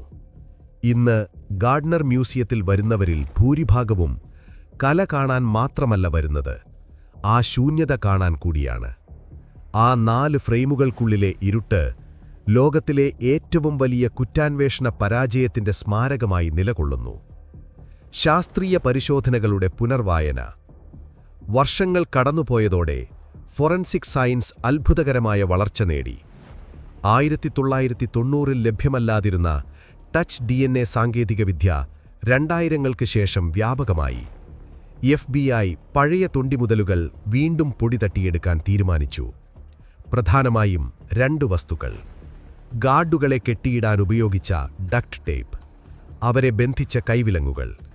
കള്ളന്മാർ ഗ്ലൗസ് ധരിച്ചിരുന്നുവെങ്കിലും ടേപ്പ് പൊട്ടിക്കുന്ന സമയത്തോ കൈവിലങ്ങ് അണിയിക്കുന്ന സമയത്തോ അവരുടെ ചർമ്മത്തിലെ സൂക്ഷ്മമായ അംശങ്ങൾ അഥവാ സ്കിൻ സെൽസ് അതിൽ പറ്റിയിട്ടുണ്ടാകാം എന്ന് ശാസ്ത്രജ്ഞർ പ്രതീക്ഷിച്ചു. മ്യൂസിയത്തിലെ ലാബുകളിൽ വെച്ച് അതിവിദഗ്ധമായ പരിശോധനകൾ നടന്നു. ഫലം? നിരാശയും പ്രതീക്ഷയും കലർന്നതായിരുന്നു അത്. കൈവിലങ്ങുകളിൽ നിന്നും ടേപ്പുകളിൽ നിന്നും ചില DNA സാമ്പിളുകൾ ലഭിച്ചു. പക്ഷേ അതാരുടേതാണ്? അത് മ്യൂസിയത്തിലെ ഗാർഡുകളുടെ തന്നെയാണോ അതോ കള്ളന്മാരുടേതോ? ലഭിച്ച സാമ്പിളുകൾക്ക് പഴക്കമേറെയായിരുന്നു. അത് വ്യക്തമായി വേർതിരിച്ചെടുക്കാൻ ബുദ്ധിമുട്ടായിരുന്നു. Degraded DNA. എങ്കിലും ലഭിച്ച ചില പാറ്റേണുകൾ FBI-യുടെ ഡാറ്റാബേസിലുള്ള ക്രിമിനലുകളുമായി ഒത്തുനോക്കി. David Turner, George Reissfelder. ഫലം നെഗറ്റീവായിരുന്നു, അല്ലെങ്കിൽ ഉറപ്പിച്ചു പറയാൻ കഴിയില്ല എന്ന മറുപടി. ഈ കേസിൽ വിധി എപ്പോഴും കുറ്റവാളികൾക്കനുകൂലമായിരുന്നു. 1990-ൽ മ്യൂസിയത്തിൽ CCTV റെക്കോർഡിംഗ് ഉണ്ടായിരുന്നില്ല. ലഭിച്ച വിരലടയാളങ്ങൾ വ്യക്തമായിരുന്നില്ല. വർഷങ്ങൾക്ക് ശേഷം നടത്തിയ DNA ടെസ്റ്റും പരാജയപ്പെട്ടു. ഇനി എന്താണ് ബാക്കി? മ്യൂസിയം അധികൃതർക്ക് മുന്നിൽ ഒരേയൊരു വഴി മാത്രമേ ഉണ്ടായിരുന്നുള്ളൂ: പണം. മനുഷ്യന്റെ അത്യാഗ്രഹത്തെ ചൂഷണം ചെയ്യുക. ആദ്യം പ്രഖ്യാപിച്ച $5 മില്യൺ പാരിതോഷികം 2017-ൽ അവർ ഇരട്ടിയാക്കി. $10 മില്യൺ, ഏകദേശം 83 കോടി രൂപ. വിവരം നൽകുന്നയാളിന്റെ പേര് രഹസ്യമായി സൂക്ഷിക്കും. പോലീസിന് പിടികൊടുക്കില്ല. പെയിന്റിംഗ് തിരികെ കിട്ടിയാൽ മാത്രം മതി. ആ പരസ്യം ലോകം മുഴുവനെത്തി. അധോലോകത്തെ പലരെയും അത് കൊതിപ്പിച്ചു കാണും. പക്ഷേ ആരും മുന്നോട്ട് വന്നില്ല. എന്തുകൊണ്ട്? ഇവിടെയാണ് ഏറ്റവും ഭയപ്പെടുത്തുന്ന ഒരു സാധ്യത അന്വേഷകർ ചർച്ച ചെയ്യുന്നത്. ആ ചിത്രങ്ങൾ ഇനി നിലവിലില്ലെങ്കിലോ? കള്ളന്മാർ അത് കടത്തുന്നതിനിടയിൽ നശിപ്പിച്ചു കളഞ്ഞെങ്കിലോ? അല്ലെങ്കിൽ പോലീസ് പിടിക്കുമെന്ന ഭയത്താൽ അത് കത്തിച്ചു കളഞ്ഞെങ്കിലോ? റോബർട്ട് ജെന്റേലിന്റെ വീടിന്റെ തറയ്ക്കടിയിൽ കണ്ട ശൂന്യമായ കുഴി ആ ചിത്രങ്ങൾ അവിടെ നിന്ന് മാറ്റപ്പെട്ടതിന്റെ തെളിവല്ലേ? അതോ അവിടെ വെച്ചത് നശിപ്പിക്കപ്പെട്ടോ? നമ്മുടെ കഥ അവസാന ഭാഗങ്ങളിലേക്ക് അടുക്കുകയാണ്. കുറ്റവാളികൾ മരിച്ചു, തെളിവുകൾ നശിച്ചു. പക്ഷേ ഈ കേസിൽ ഇന്നും ജീവിച്ചിരിക്കുന്ന, സത്യമറിയാവുന്ന ഒരാളുണ്ടാകാം. അതാരാണ്? റിക് അബാത്ത്, ആ വാതിൽ തുറന്നുകൊടുത്ത സെക്യൂരിറ്റി ഗാർഡ്. വർഷങ്ങൾക്ക് ശേഷം റിക് അബാത്തിന് എന്ത് സംഭവിച്ചു? അവനിപ്പോഴെവിടെയാണ്? പോലീസിന്റെ സംശയത്തിൽ നിന്ന് അവൻ എപ്പോഴെങ്കിലും മുക്തനായോ? 1990-ലെ ആ മഴയുള്ള രാത്രിക്ക് ശേഷം ലോകം ഒരുപാട് മാറി. സാങ്കേതികവിദ്യ വളർന്നു, സർക്കാരുകൾ മാറി, കുറ്റാന്വേഷണ രീതികൾ പരിഷ്കരിക്കപ്പെട്ടു. പക്ഷേ റിക് അബാത്ത് എന്ന മുൻ സെക്യൂരിറ്റി ഗാർഡനു മാത്രം ആ രാത്രി ഒരിക്കലും അവസാനിച്ചില്ല. റിക് അബാത്ത് ഒരിക്കലും ജയിലിലായില്ല. പോലീസിന് അവനെ പ്രതിയാക്കാൻ തക്ക തെളിവുകൾ ലഭിച്ചില്ല. എങ്കിലും ഈ കേസിന്റെ ചരിത്രത്തിൽ ഏറ്റവും കൂടുതൽ സംശയിക്കപ്പെട്ട വ്യക്തി അവൻ തന്നെയായിരുന്നു. ആ 81 മിനിറ്റുകൾക്കു ശേഷം റിക് അബാത്ത് ബോസ്റ്റൺ വിട്ടു. അവൻ വെർമോണ്ടിലെ ഒരു ഗ്രാമത്തിലേക്ക് താമസം മാറി. അവിടെ ഒരു ടീച്ചേഴ്സ് എയ്ഡായി ജോലി നോക്കി. ശാന്തമായ ജീവിതം നയിക്കാൻ ശ്രമിച്ചു. മുടിവെട്ടി ഹിപ്പി വേഷങ്ങൾ ഉപേക്ഷിച്ച് ഒരു സാധാരണ കുടുംബനാഥനായി അവൻ മാറി. പക്ഷേ FBI അവനെ വെറുതെ വിട്ടില്ല. വർഷത്തിലൊരിക്കലെങ്കിലും ഉദ്യോഗസ്ഥർ അവന്റെ വീട്ടുവാതിൽക്കലെത്തും. റിക്, നിനക്കെന്തെങ്കിലും പറയാനുണ്ടോ? ഓർമ്മയിൽ പുതിയതായി എന്തെങ്കിലും തെളിഞ്ഞോ? അപ്പോഴെല്ലാം റിക് ഒരേ മറുപടി നൽകി: ഞാൻ ഒരു തെറ്റും ചെയ്തിട്ടില്ല. ഞാൻ അന്ന് വെറുമൊരു കുട്ടിയായിരുന്നു. പോലീസ് വേഷം കണ്ട് ഞാൻ ഭയന്നുപോയി. അല്ലാതെ ഞാൻ കള്ളന്മാരെ സഹായിച്ചിട്ടില്ല. എന്നാൽ 2015-ൽ മോഷണം നടന്ന് 25 വർഷങ്ങൾക്കുശേഷം FBI ഒരു നിർണായക ദൃശ്യം പുറത്തുവിട്ടു. അത് റിക്കിന്റെ നിരപരാധിത്വത്തിനുമേൽ വീണ്ടും കരിനിഴൽ വീഴ്ത്തി. മോഷണം നടന്നത് മാർച്ച് 18-നാണ്. പക്ഷേ പുറത്തുവിട്ട വീഡിയോ ദൃശ്യങ്ങൾ മാർച്ച് 17-ലേതായിരുന്നു. അതായത് മോഷണത്തിന് കൃത്യം 24 മണിക്കൂർ മുൻപ്. ആ വീഡിയോയിൽ റിക് അബാത്ത് മ്യൂസിയത്തിന്റെ സെക്യൂരിറ്റി ഡെസ്കിലിരിക്കുന്നു. സമയം അർദ്ധരാത്രി. പെട്ടെന്ന് ആരും ബെല്ലടിക്കാതെ തന്നെ റിക് സൈഡ് ഡോർ തുറക്കുന്നു. പുറത്ത് കോട്ടും തുപ്പിയും ധരിച്ച ഒരജ്ഞാതൻ നിൽക്കുന്നു. റിക് അയാളെ ഉള്ളിലേക്ക് കയറ്റിവിട്ടു. അവർ ലോബിയിൽ നിന്ന് സംസാരിച്ചു. ആ അജ്ഞാതൻ മ്യൂസിയത്തിന്റെ ഉള്ളിലേക്ക് നോക്കി. കുറച്ചു സമയത്തിനു ശേഷം അയാൾ തിരിച്ചുപോയി. FBI ചോദിച്ചു, റിക്ക്, ആരായിരുന്നു അത്? മ്യൂസിയം നിയമപ്രകാരം ആരെയും ഉള്ളിൽ കയറ്റാൻ പാടില്ല. എന്നിട്ടും മോഷണത്തിന്റെ തലേ ദിവസം അതേ സമയത്ത് അതേ വാതിലിലൂടെ റിക്ക് ഒരാളെ അകത്തു കയറ്റി. ഇതൊരു ഡ്രൈ റൺ അഥവാ റിഹേഴ്സൽ ആയിരുന്നില്ലേ? കള്ളന്മാർക്ക് മ്യൂസിയത്തിന്റെ ഉൾവശം കാണിച്ചു കൊടുക്കാൻ റിക്ക് നടത്തിയ നീക്കമായിരുന്നില്ലേ ഇത്? റിക്ക് അതിന് നൽകിയ മറുപടി വിചിത്രമായിരുന്നു. അതെന്റെ ഒരു സുഹൃത്തായിരുന്നു. അവൻ വെറുതെ എന്നെ കാണാൻ വന്നതാണ്. അതിൽ ദുരൂഹതയൊന്നുമില്ല. പക്ഷേ ആ സുഹൃത്ത് ആരാണെന്ന് വെളിപ്പെടുത്താൻ റിക്ക് തയ്യാറായില്ല. വർഷങ്ങൾക്ക് ശേഷം ആ സുഹൃത്ത് മരിച്ചുപോയെന്നും ഇനി അത് പറഞ്ഞിട്ട് കാര്യമില്ലെന്നും അവൻ വാദിച്ചു. ഈ വീഡിയോ പുറത്തുവന്നതോടെ റിക്ക് അബാത്ത് വെറുമൊരു ഇരയല്ല, മറിച്ച് മോഷണത്തിലെ പ്രധാന കണ്ണിയാണെന്ന സംശയം ബലപ്പെട്ടു. ഇതിനിടയിൽ കേസ് അന്വേഷിച്ച ഉദ്യോഗസ്ഥരുടെ മാനസികാവസ്ഥയും തകർന്നിരുന്നു. ഈ കേസിന്റെ പ്രധാന അന്വേഷണ ഉദ്യോഗസ്ഥനായിരുന്ന ജെഫ് കെല്ലി തന്റെ കരിയർ മുഴുവൻ ഇതിനായി മാറ്റിവെച്ച ആളാണ്. വിരമിക്കുന്ന ദിവസം തന്റെ ഒഴിഞ്ഞ ഡെസ്കിലേക്ക് നോക്കി അദ്ദേഹം പറഞ്ഞ വാക്കുകൾ വളരെ വൈകാരികമായിരുന്നു.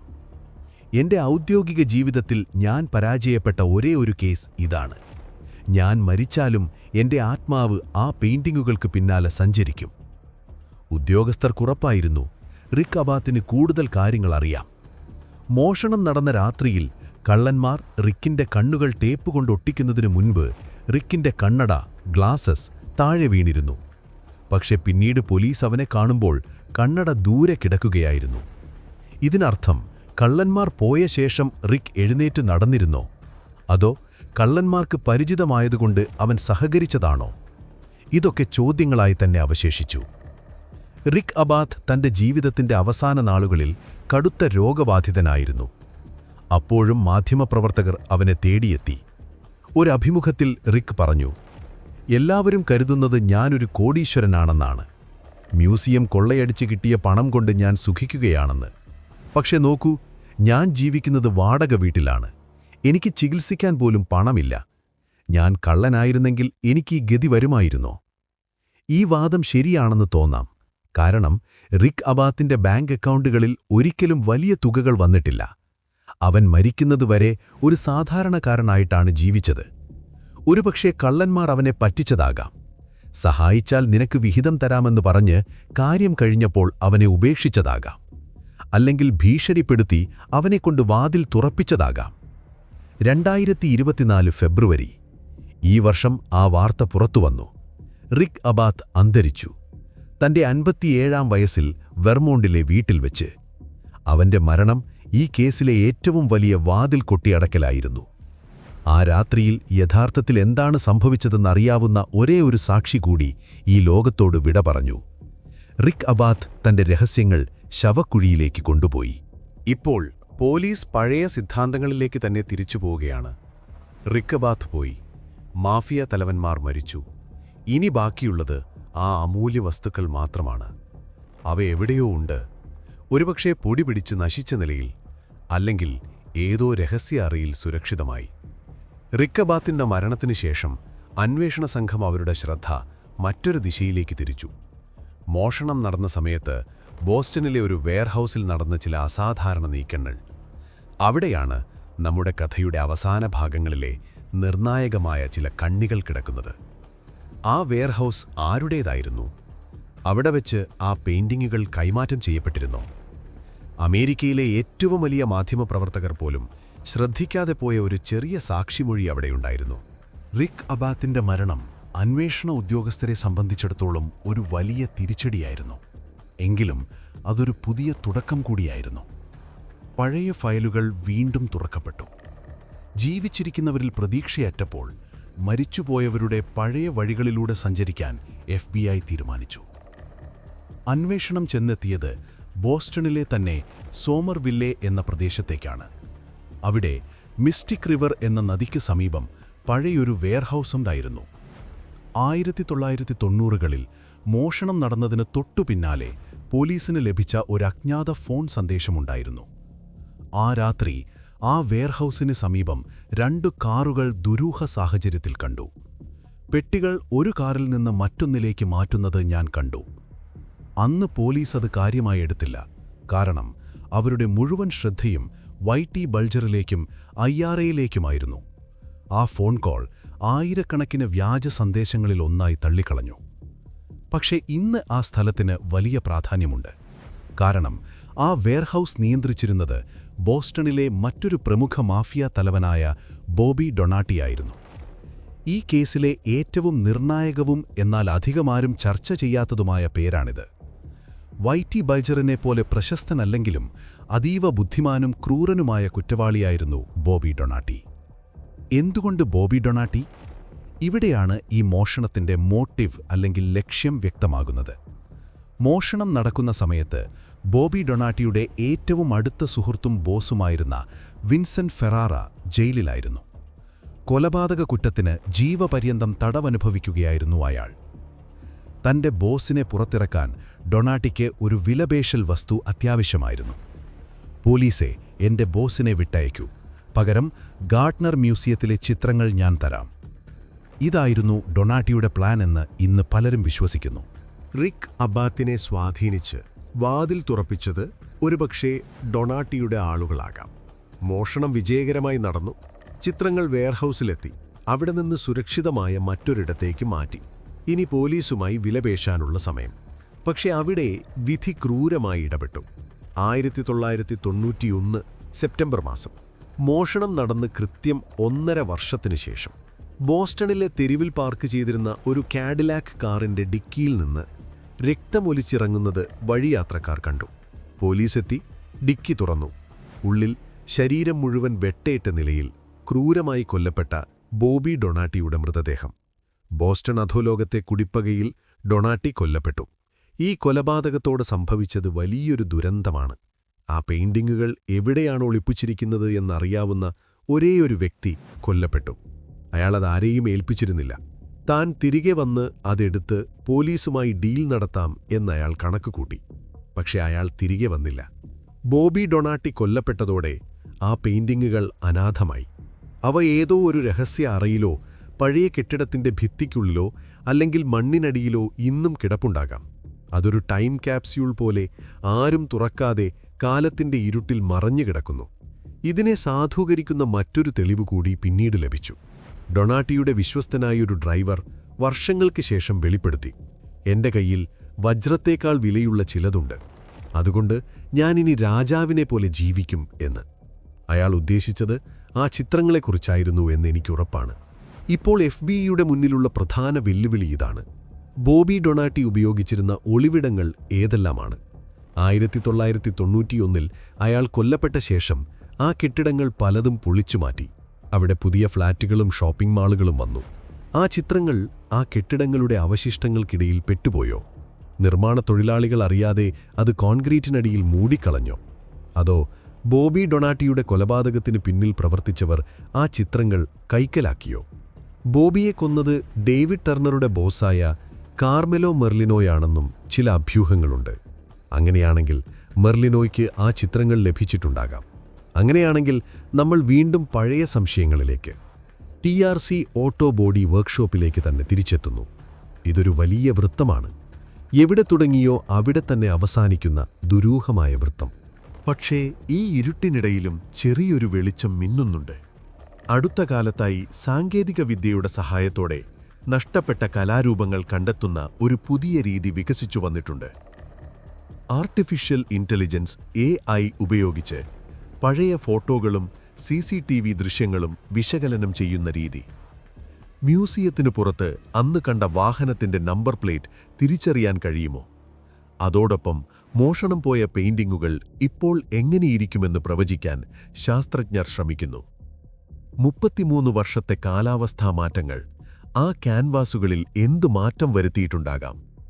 നമ്മുടെ അന്വേഷണം അവസാന ഘട്ടത്തിലേക്ക് കടക്കുകയാണ്. ഇത്രയും വർഷമായിട്ടും ഈ കേസ് എന്തുകൊണ്ടാണ് ഓപ്പൺ കേസ് ആയി വെച്ചിരിക്കുന്നത്? കാരണം FBI ഇപ്പോഴും വിശ്വസിക്കുന്നു ആ ചിത്രങ്ങൾ നശിച്ചിട്ടില്ല, അതെവിടെയോ ഉണ്ട്, ആരെയെങ്കിലും കാത്ത്. നമ്മളിപ്പോൾ നിൽക്കുന്നത് 2025-ലാണ്. ആ വിധിനിർണായകമായ രാത്രി കഴിഞ്ഞ് കൃത്യം 35 വർഷങ്ങൾ പിന്നിട്ടിരിക്കുന്നു. ഒരു മനുഷ്യായുസ്സിന്റെ പകുതിയോളം വരുന്ന കാലയളവ്. ഈ നീണ്ട കാലയളവിനുള്ളിൽ ലോകം മാറിമറിഞ്ഞു. ഇന്റർനെറ്റ് വന്നു, സ്മാർട്ട് ഫോണുകൾ വന്നു, നിർമ്മിത ബുദ്ധി അഥവാ AI ലോകം കീഴടക്കി. പക്ഷെ ബോസ്റ്റണിലെ ഇസബെല്ല ഗാർഡ്നർ മ്യൂസിയത്തിൽ മാത്രം സമയം 1990-ൽ തന്നെ തറിച്ചു നിൽക്കുന്നു. ഇന്നത്തെ കണക്കനുസരിച്ച് മോഷണം പോയ ആ 13 കലാസൃഷ്ടികളുടെ വിപണി മൂല്യം ഏകദേശം $600 മില്യൺ, $1 ബില്യൺ, അതായത് 5000 മുതൽ 8000 കോടി രൂപയ്ക്കുമിടയിലാണ്. ലോകത്തിലെ ഏറ്റവും വിലപിടിപ്പുള്ള സ്വകാര്യ സ്വത്താണ് അന്ന് മോഷ്ടിക്കപ്പെട്ടത്. എന്നിട്ടും ഇത്രയും ഭീമമായ തുക കൈവശം വച്ചിരിക്കുന്ന ഒരാൾ എന്തിനാണത് പുറത്തെടുക്കാത്തത്? ഇവിടെയാണ് ഈ കേസിന്റെ നിയമപരമായ വശം നമ്മൾ പരിശോധിക്കേണ്ടത്. അമേരിക്കൻ നിയമപ്രകാരം മോഷണം എന്ന കുറ്റത്തിന് കേസെടുക്കാൻ ഒരു നിശ്ചിത സമയപരിധിയുണ്ട്, സ്റ്റാറ്റ്യൂട്ട് ഓഫ് ലിമിറ്റേഷൻസ്. 1995ഓടെ, അതായത് മോഷണം നടന്ന് 5 വർഷം കഴിഞ്ഞതോടെ ആ കുറ്റത്തിന് ആരെയും വിചാരണ ചെയ്യാൻ കഴിയില്ല. അതായത് ഇന്ന് ആ കള്ളൻ നേരിട്ട് പോലീസ് സ്റ്റേഷനിൽ വന്ന് ഞാനാണത് മോഷ്ടിച്ചത് എന്ന് പറഞ്ഞാൽ പോലും മോഷണക്കുറ്റത്തിന് അയാളെ ജയിലിലടയ്ക്കാൻ നിയമത്തിന് കഴിയില്ല. പക്ഷെ അവിടെ ഒരു ട്വിസ്റ്റുണ്ട്. മോഷ്ടിച്ച മുതൽ കൈവശം വെക്കുന്നത് ഇപ്പോഴും കുറ്റകരമാണ്. അതുകൊണ്ടാണ് ആർക്കും മുന്നോട്ടു വരാൻ ധൈര്യമില്ലാത്തത്. എന്നാൽ FBI-യും മ്യൂസിയം അധികൃതരും ചേർന്ന് ചരിത്രത്തിൽ കേട്ടുകേൾവിയില്ലാത്ത ഒരു വാഗ്ദാനം മുന്നോട്ട് വച്ചിട്ടുണ്ട്. പൂർണ്ണമായ നിയമപരിരക്ഷ, ടോട്ടൽ ഇമ്മ്യൂണിറ്റി. ചിത്രങ്ങൾ തിരികെ നൽകുന്നയാൾ ആരായാലും അവരെ അറസ്റ്റ് ചെയ്യില്ല, അവരുടെ പേര് വെളിപ്പെടുത്തില്ല, അവർക്കെതിരെ കേസെടുക്കില്ല. മാത്രമല്ല, വാഗ്ദാനം ചെയ്ത $10 മില്യൺ, അതായത് 83 കോടി രൂപ അവർക്ക് കൈമാറുകയും ചെയ്യും. ഇതൊരു അത്ഭുതകരമായ ഓഫറാണ്. ഒരു കൊലപാതകിയാണെങ്കിൽ പോലും ഈ ചിത്രങ്ങൾ തിരികെ നൽകിയാൽ അയാൾക്ക് പണവുമായി നടന്നുപോകാം. എന്നിട്ടും ആരും വരുന്നില്ല. എന്തുകൊണ്ട്? ഇവിടെയാണ് അന്വേഷണ ഉദ്യോഗസ്ഥരെയും കലാസ്വാദകരെയും ഒരുപോലെ ഭയപ്പെടുത്തുന്ന ആ ചിന്ത കടന്നുവരുന്നത്. ദ ഡിസ്ട്രക്ഷൻ തിയറി അഥവാ നശീകരണ സിദ്ധാന്തം.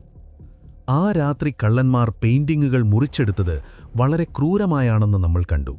പെയിന്റിങ്ങുകൾ ചുരുട്ടി മടക്കിയാണവർ കൊണ്ടുപോയത്. 17-ാം നൂറ്റാണ്ടിലെ ഓയിൽ പെയിന്റിങ്ങുകൾക്ക് ഒരു പ്രത്യേകതയുണ്ട്. നൂറ്റാണ്ടുകൾ കൊണ്ട് അതിലെ പെയിന്റ് ഉണങ്ങി കട്ടിയായിട്ടുണ്ടാകും. അത് മടക്കിയാൽ പെയിന്റ് പൊട്ടി അടർന്നുപോകും. Cracking and flaking. വെർമീറിന്റെ ദ കൺസേർട്ട് എന്ന ചിത്രം അന്ന് രാത്രി തന്നെ നശിച്ചുപോയിട്ടുണ്ടാകാമെന്ന് വിദഗ്ധർ ഭയപ്പെടുന്നു. കള്ളന്മാർ പിന്നീടത് തുറന്നു നോക്കിയപ്പോൾ കയ്യിൽ കിട്ടിയത് അടർന്നുപോയ പെയിന്റ് കഷ്ണങ്ങൾ മാത്രമാണെങ്കിലോ? അങ്ങനെ സംഭവിച്ചാൽ ഭയം കാരണം അവർ അത് കത്തിച്ചു കളഞ്ഞിട്ടുണ്ടാകാം, തെളിവ് നശിപ്പിക്കാൻ. അല്ലെങ്കിൽ ആ ചിത്രങ്ങൾ സൂക്ഷിച്ചിരിക്കുന്നത് മോശം സാഹചര്യങ്ങളിലാണെങ്കിലോ? ഈർപ്പമുള്ള ഒരു ബേസ്മെന്റിലോ ചൂടുള്ള ഒരു അറ്റിക് മുറിയിലോ ആണെങ്കിൽ പൂപ്പൽ ബാധിച്ച് മോൾഡ് ആ ചിത്രങ്ങൾ തിരിച്ചറിയാൻ കഴിയാത്ത വിധം നശിച്ചിട്ടുണ്ടാകാം. 8000 കോടി രൂപയുടെ നിധി ഇന്ന് വെറും പാഴ്വസ്തുവായി മാറിയിട്ടുണ്ടാകാം. ആ ചിന്തയാണ് അന്വേഷണ ഉദ്യോഗസ്ഥരെ ഉറക്കമില്ലാത്ത രാത്രികളിലേക്ക് തള്ളിവിടുന്നത്. എങ്കിലും പ്രതീക്ഷയുടെ ചെറിയ നാളങ്ങൾ ഇന്നും അണഞ്ഞിട്ടില്ല. ചരിത്രത്തിൽ മോഷണം പോയി പതിറ്റാണ്ടുകൾക്ക് ശേഷം കണ്ടുകിട്ടിയ ചിത്രങ്ങളുണ്ട്. ഒരു പഴയ വീട് പൊളിക്കുമ്പോൾ, അല്ലെങ്കിൽ ഒരു മുത്തച്ഛൻ മരിച്ച ശേഷം കൊച്ചുമക്കൾ വീട് വൃത്തിയാക്കുമ്പോൾ പഴയ പെട്ടികളിൽ നിന്ന് അമൂല്യ ശേഖരങ്ങൾ ലഭിക്കാറുണ്ട്. ഈ കേസിലെ പ്രതികളായ Carmelo Merlino, Bobby Donati, Robert Gentile തുടങ്ങിയവരെല്ലാം മരിച്ചു. അവർ ആ പെയിന്റിങ്ങുകൾ എവിടെയെങ്കിലും ഒളിപ്പിച്ചിട്ടുണ്ടാകാം. അവരുടെ പിന്മുറക്കാർക്കോ ആ വീട് വാങ്ങിയ പുതിയ ഉടമസ്ഥർക്കോ തങ്ങളുടെ കൈവശമിരിക്കുന്നത് എന്താണെന്ന് അറിവുണ്ടാകില്ല. ഒരുപക്ഷേ അമേരിക്കയിലെവിടെയോ ഒരു വീടിന്റെ ചുവരിൽ അല്ലെങ്കിൽ ഒരു അലമാരയുടെ ഉള്ളിൽ ലോകം മുഴുവൻ തിരയുന്ന ആ റെംബ്രാൻഡ് പൊടിപിടിച്ച് കിടപ്പുണ്ടാകാം. 2025-ൽ ആർട്ടിഫിഷ്യൽ ഇന്റലിജൻസ് ഉപയോഗിച്ച് ഡാർക്ക് വെബ് സ്കാൻ ചെയ്യുന്ന തിരക്കിലാണ് സൈബർ കുറ്റാന്വേഷകർ. ലോകത്തെവിടെയെങ്കിലും ഈ ചിത്രങ്ങളുടെ ഡിജിറ്റൽ സാന്നിധ്യമുണ്ടോ? ആരെങ്കിലും ഇത് രഹസ്യമായി വിൽക്കാൻ ശ്രമിക്കുന്നുണ്ടോ? അടുത്തിടെ ഒരു യൂറോപ്യൻ വെബ്സൈറ്റിൽ വെർമിയലിന്റെ ചിത്രവുമായി സാമ്യമുള്ള ഒരു ഫോട്ടോ പ്രത്യക്ഷപ്പെട്ടിരുന്നു. പക്ഷേ വിശദമായ പരിശോധനയിൽ അതൊരു വ്യാജനാണെന്ന് തെളിഞ്ഞു. മ്യൂസിയത്തിലെ ആ ശൂന്യമായ ഫ്രെയിമുകൾക്ക് മുന്നിൽ നിൽക്കുമ്പോൾ നമുക്ക് തോന്നുക ഒരു ശവകുടീരത്തിന് മുന്നിൽ നിൽക്കുന്ന പ്രതീതിയാണ്. പക്ഷേ മ്യൂസിയം ഡയറക്ടർ ഇന്നും പറയുന്നു, ഞങ്ങൾ കാത്തിരിക്കുകയാണ്. അത് നാളെയാകാം, അല്ലെങ്കിൽ 10 വർഷം കഴിഞ്ഞാകാം. പക്ഷേ എന്നെങ്കിലും ആ ചിത്രങ്ങൾ തിരികെ വരും. കാരണം കല അനശ്വരമാണ്. മനുഷ്യനു മരിക്കാം, പക്ഷേ റെംബ്രാൻഡിൻ്റെ സൃഷ്ടികൾക്ക് മരണമില്ല. 35 വർഷത്തെ അന്വേഷണം, 100 കണക്കിന് പ്രതികൾ, 1000 കണക്കിന് മൊഴികൾ, നിഗൂഢമായ കൊലപാതകങ്ങൾ. എന്നിട്ടും ഉത്തരം കിട്ടാത്ത ഒരു ചോദ്യം മാത്രം ബാക്കി. ആരാണ് ആ രാത്രിയിലെ യഥാർത്ഥ സൂത്രധാരൻ? അത് ബോബി ഡൊനാറ്റിയാണോ, അതോ നമ്മൾ ഇതുവരെ കേട്ടിട്ടില്ലാത്ത ഒരു മൂന്നാമനോ? ഈ കഥയുടെ അവസാന ഭാഗത്ത് നമ്മൾ ആ വലിയ സത്യത്തെ, അല്ലെങ്കിൽ ആ വലിയ സാധ്യതയെ അഭിമുഖീകരിക്കാൻ പോകുകയാണ്. പ്രിയപ്പെട്ടവരെ, കഴിഞ്ഞ 11 അധ്യായങ്ങളിലൂടെ നമ്മൾ സഞ്ചരിച്ചത് ലോകത്തിലെ ഏറ്റവും വലിയ കലാകവർച്ചയുടെ ഇരുണ്ട വഴികളിലൂടെയാണ്. 1990 മാർച്ച് 18 ആ മഴയുള്ള രാത്രിയിൽ തുടങ്ങിയ യാത്ര 35 വർഷങ്ങൾക്കിപ്പുറം 2025 നിൽക്കുമ്പോൾ നമ്മുടെ കയ്യിൽ കിട്ടിയതെന്താണ്? ഉത്തരം ഭയപ്പെടുത്തുന്നതാണ്. ഒന്നുമില്ല. ഈ കേസ് അവസാനിപ്പിക്കുമ്പോൾ നമ്മൾ തിരിച്ചറിയേണ്ട ഒരു വലിയ സത്യമുണ്ട്. ഇതിനെ പെർഫെക്റ്റ് ക്രൈം എന്ന് വിളിക്കാൻ കഴിയുമോ? പോലീസിന്റെ കണ്ണിലൂടെ നോക്കിയാൽ അതെ. കാരണം 35 വർഷമായിട്ടും ഒരാളെ പോലും അറസ്റ്റ് ചെയ്യാൻ അവർക്ക് കഴിഞ്ഞില്ല. ഒരു തൊണ്ടി മുതൽ പോലും കണ്ടെടുക്കാൻ കഴിഞ്ഞില്ല. പക്ഷേ കള്ളന്മാരുടെ കണ്ണിലൂടെ നോക്കിയാലോ? ഇതൊരു പരാജയപ്പെട്ട കവർച്ചയായിരുന്നു. എന്തുകൊണ്ടാണ് അങ്ങനെ പറയുന്നത്? നമ്മൾ സംശയിച്ച ഓരോ കുറ്റവാളികളെയും ഒന്ന് ഓർത്തു നോക്കൂ. David Turner, Carmelo Merlino, Bobby Donati, George Reissfelder, Robert Gentile. ഇവരിൽ ആർക്കെങ്കിലും ഈ മോഷണം കൊണ്ട് $1 ലാഭമുണ്ടായോ? ഇല്ല. പകരം ഈ മോഷണം അവരുടെ ജീവിതം നശിപ്പിച്ചു. ജോർജ് റെയ്സ്ഫെൽഡർ മയക്കുമരുന്ന് അമിതമായി ഉപയോഗിച്ച് മരിച്ചു. ബോബി ഡൊണാട്ടി ക്രൂരമായി കൊല്ലപ്പെട്ടു. കാർമെലോ മെർലിനോയും റോബർട്ട് ജെന്റൈലും ജയിലഴിക്കുള്ളിലും രോഗശയ്യയിലുമായി ജീവിതം അവസാനിപ്പിച്ചു. റിക് അബാത്ത് മരണം വരെ സംശയത്തിന്റെ മുനയിൽ ജീവിച്ചു. ഇതൊരു ശാപം പോലെയായിരുന്നു. ആ പെയിന്റിങ്ങുകൾ തൊട്ടവർക്കെല്ലാം ദുരന്തം മാത്രമേ ലഭിച്ചുള്ളൂ. അവർ ആഗ്രഹിച്ചത് പണമായിരുന്നു, അല്ലെങ്കിൽ ജയിൽ മോചനമായിരുന്നു. പക്ഷേ അവർ മോഷ്ടിച്ച സാധനങ്ങൾക്ക് വിലയിടാൻ കഴിയില്ല എന്നതായിരുന്നു അവരുടെ ഏറ്റവും വലിയ തിരിച്ചടി. വിലയിടാൻ കഴിയാത്ത ഒന്നിനെ ആർക്കാണ് വിൽക്കാൻ കഴിയുക? അമൂല്യമായത് മോഷ്ടിച്ചാൽ അത് കൈവശം വയ്ക്കുന്നത് കത്തുന്ന തീക്കനൽ കയ്യിൽ വയ്ക്കുന്നത് പോലെയാണ്. ബാക്കിയാകുന്ന ചോദ്യങ്ങൾ. നാം ഈ ക്രൈം ഫയൽ അടയ്ക്കുമ്പോൾ ഉത്തരം കിട്ടാത്ത ചില ചോദ്യങ്ങൾ ചരിത്രത്തിന്റെ താളുകളിൽ അവശേഷിക്കുന്നു. യഥാർത്ഥത്തിൽ ആ രാത്രി മ്യൂസിയത്തിലേക്ക് വന്നത് ആരാണ്? ജോർജ് റെയ്സ്ഫെൽഡറും ഡേവിഡ് ടേണറും തന്നെയായിരുന്നോ? അതോ നമുക്കിന്നും അറിയാത്ത ഇന്റർനാഷണൽ മാസ്റ്റർ തീവ്സ് വല്ലവരുമായിരുന്നോ? ആ പെയിന്റിങ്ങുകൾ ഇപ്പോൾ എവിടെയാണ്? ഏറ്റവും യുക്തിഭദ്രമായ, എന്നാൽ ഏറ്റവും വേദനിപ്പിക്കുന്ന നിഗമനം ഇതാണ്: ആ ചിത്രങ്ങൾ എന്നേ നശിച്ചുപോയിട്ടുണ്ടാകാം. മനുഷ്യന്റെ അത്യാഗ്രഹത്തിന്റെ ഇരകളായി റെംബ്രാൻഡിന്റെയും വെർമിയറിന്റെയും ആ മനോഹര സൃഷ്ടികൾ ഏതോ മാലിന്യക്കുഴിയിലോ കത്തിച്ചാരമായോ മാറിയിട്ടുണ്ടാകാം. അതല്ലെങ്കിൽ അയർലൻഡിലെ ഏതോ പഴയ കോട്ടയിലോ ജപ്പാനിലെ ഏതോ രഹസ്യ നിലവറയിലോ ആരും കാണാതെ അത് തേങ്ങുന്നുണ്ടാകാം. പ്രിയപ്പെട്ടവരെ, കഴിഞ്ഞ 11 അധ്യായങ്ങളിലൂടെ നമ്മൾ സഞ്ചരിച്ചത് ലോകത്തിലെ ഏറ്റവും വലിയ കലാകവർച്ചയുടെ ഇരുണ്ട വഴികളിലൂടെയാണ്. 1990 മാർച്ച് 18 ആ മഴയുള്ള രാത്രിയിൽ തുടങ്ങിയ യാത്ര 35 വർഷങ്ങൾക്കിപ്പുറം 2025 നിൽക്കുമ്പോൾ നമ്മുടെ കയ്യിൽ കിട്ടിയതെന്താണ്? ഉത്തരം ഭയപ്പെടുത്തുന്നതാണ്. ഒന്നുമില്ല. ഈ കേസ് അവസാനിപ്പിക്കുമ്പോൾ നമ്മൾ തിരിച്ചറിയേണ്ട ഒരു വലിയ സത്യമുണ്ട്. ഇതിനെ പെർഫെക്റ്റ് ക്രൈം എന്ന് വിളിക്കാൻ കഴിയുമോ? പോലീസിന്റെ കണ്ണിലൂടെ നോക്കിയാൽ അതെ. കാരണം 35 വർഷമായിട്ടും ഒരാളെ പോലും അറസ്റ്റ് ചെയ്യാൻ അവർക്ക് കഴിഞ്ഞില്ല. ഒരു തൊണ്ടി മുതൽ പോലും കണ്ടെടുക്കാൻ കഴിഞ്ഞില്ല. പക്ഷേ കള്ളന്മാരുടെ കണ്ണിലൂടെ നോക്കിയാലോ? ഇതൊരു പരാജയപ്പെട്ട കവർച്ചയായിരുന്നു. എന്തുകൊണ്ടാണ് അങ്ങനെ പറയുന്നത്? നമ്മൾ സംശയിച്ച ഓരോ കുറ്റവാളികളെയും ഒന്ന് ഓർത്തു നോക്കൂ. David Turner, Carmelo Merlino, Bobby Donati, George Reissfelder, Robert Gentile. ഇവരിൽ ആർക്കെങ്കിലും ഈ മോഷണം കൊണ്ട് $1 ലാഭമുണ്ടായോ? ഇല്ല. പകരം ഈ മോഷണം അവരുടെ ജീവിതം നശിപ്പിച്ചു. ജോർജ് റെയ്സ്ഫെൽഡർ മയക്കുമരുന്ന് അമിതമായി ഉപയോഗിച്ച് മരിച്ചു. ബോബി ഡൊണാട്ടി ക്രൂരമായി കൊല്ലപ്പെട്ടു. കാർമെലോ മെർലിനോയും റോബർട്ട് ജെന്റൈലും ജയിലഴിക്കുള്ളിലും രോഗശയ്യയിലുമായി ജീവിതം അവസാനിപ്പിച്ചു.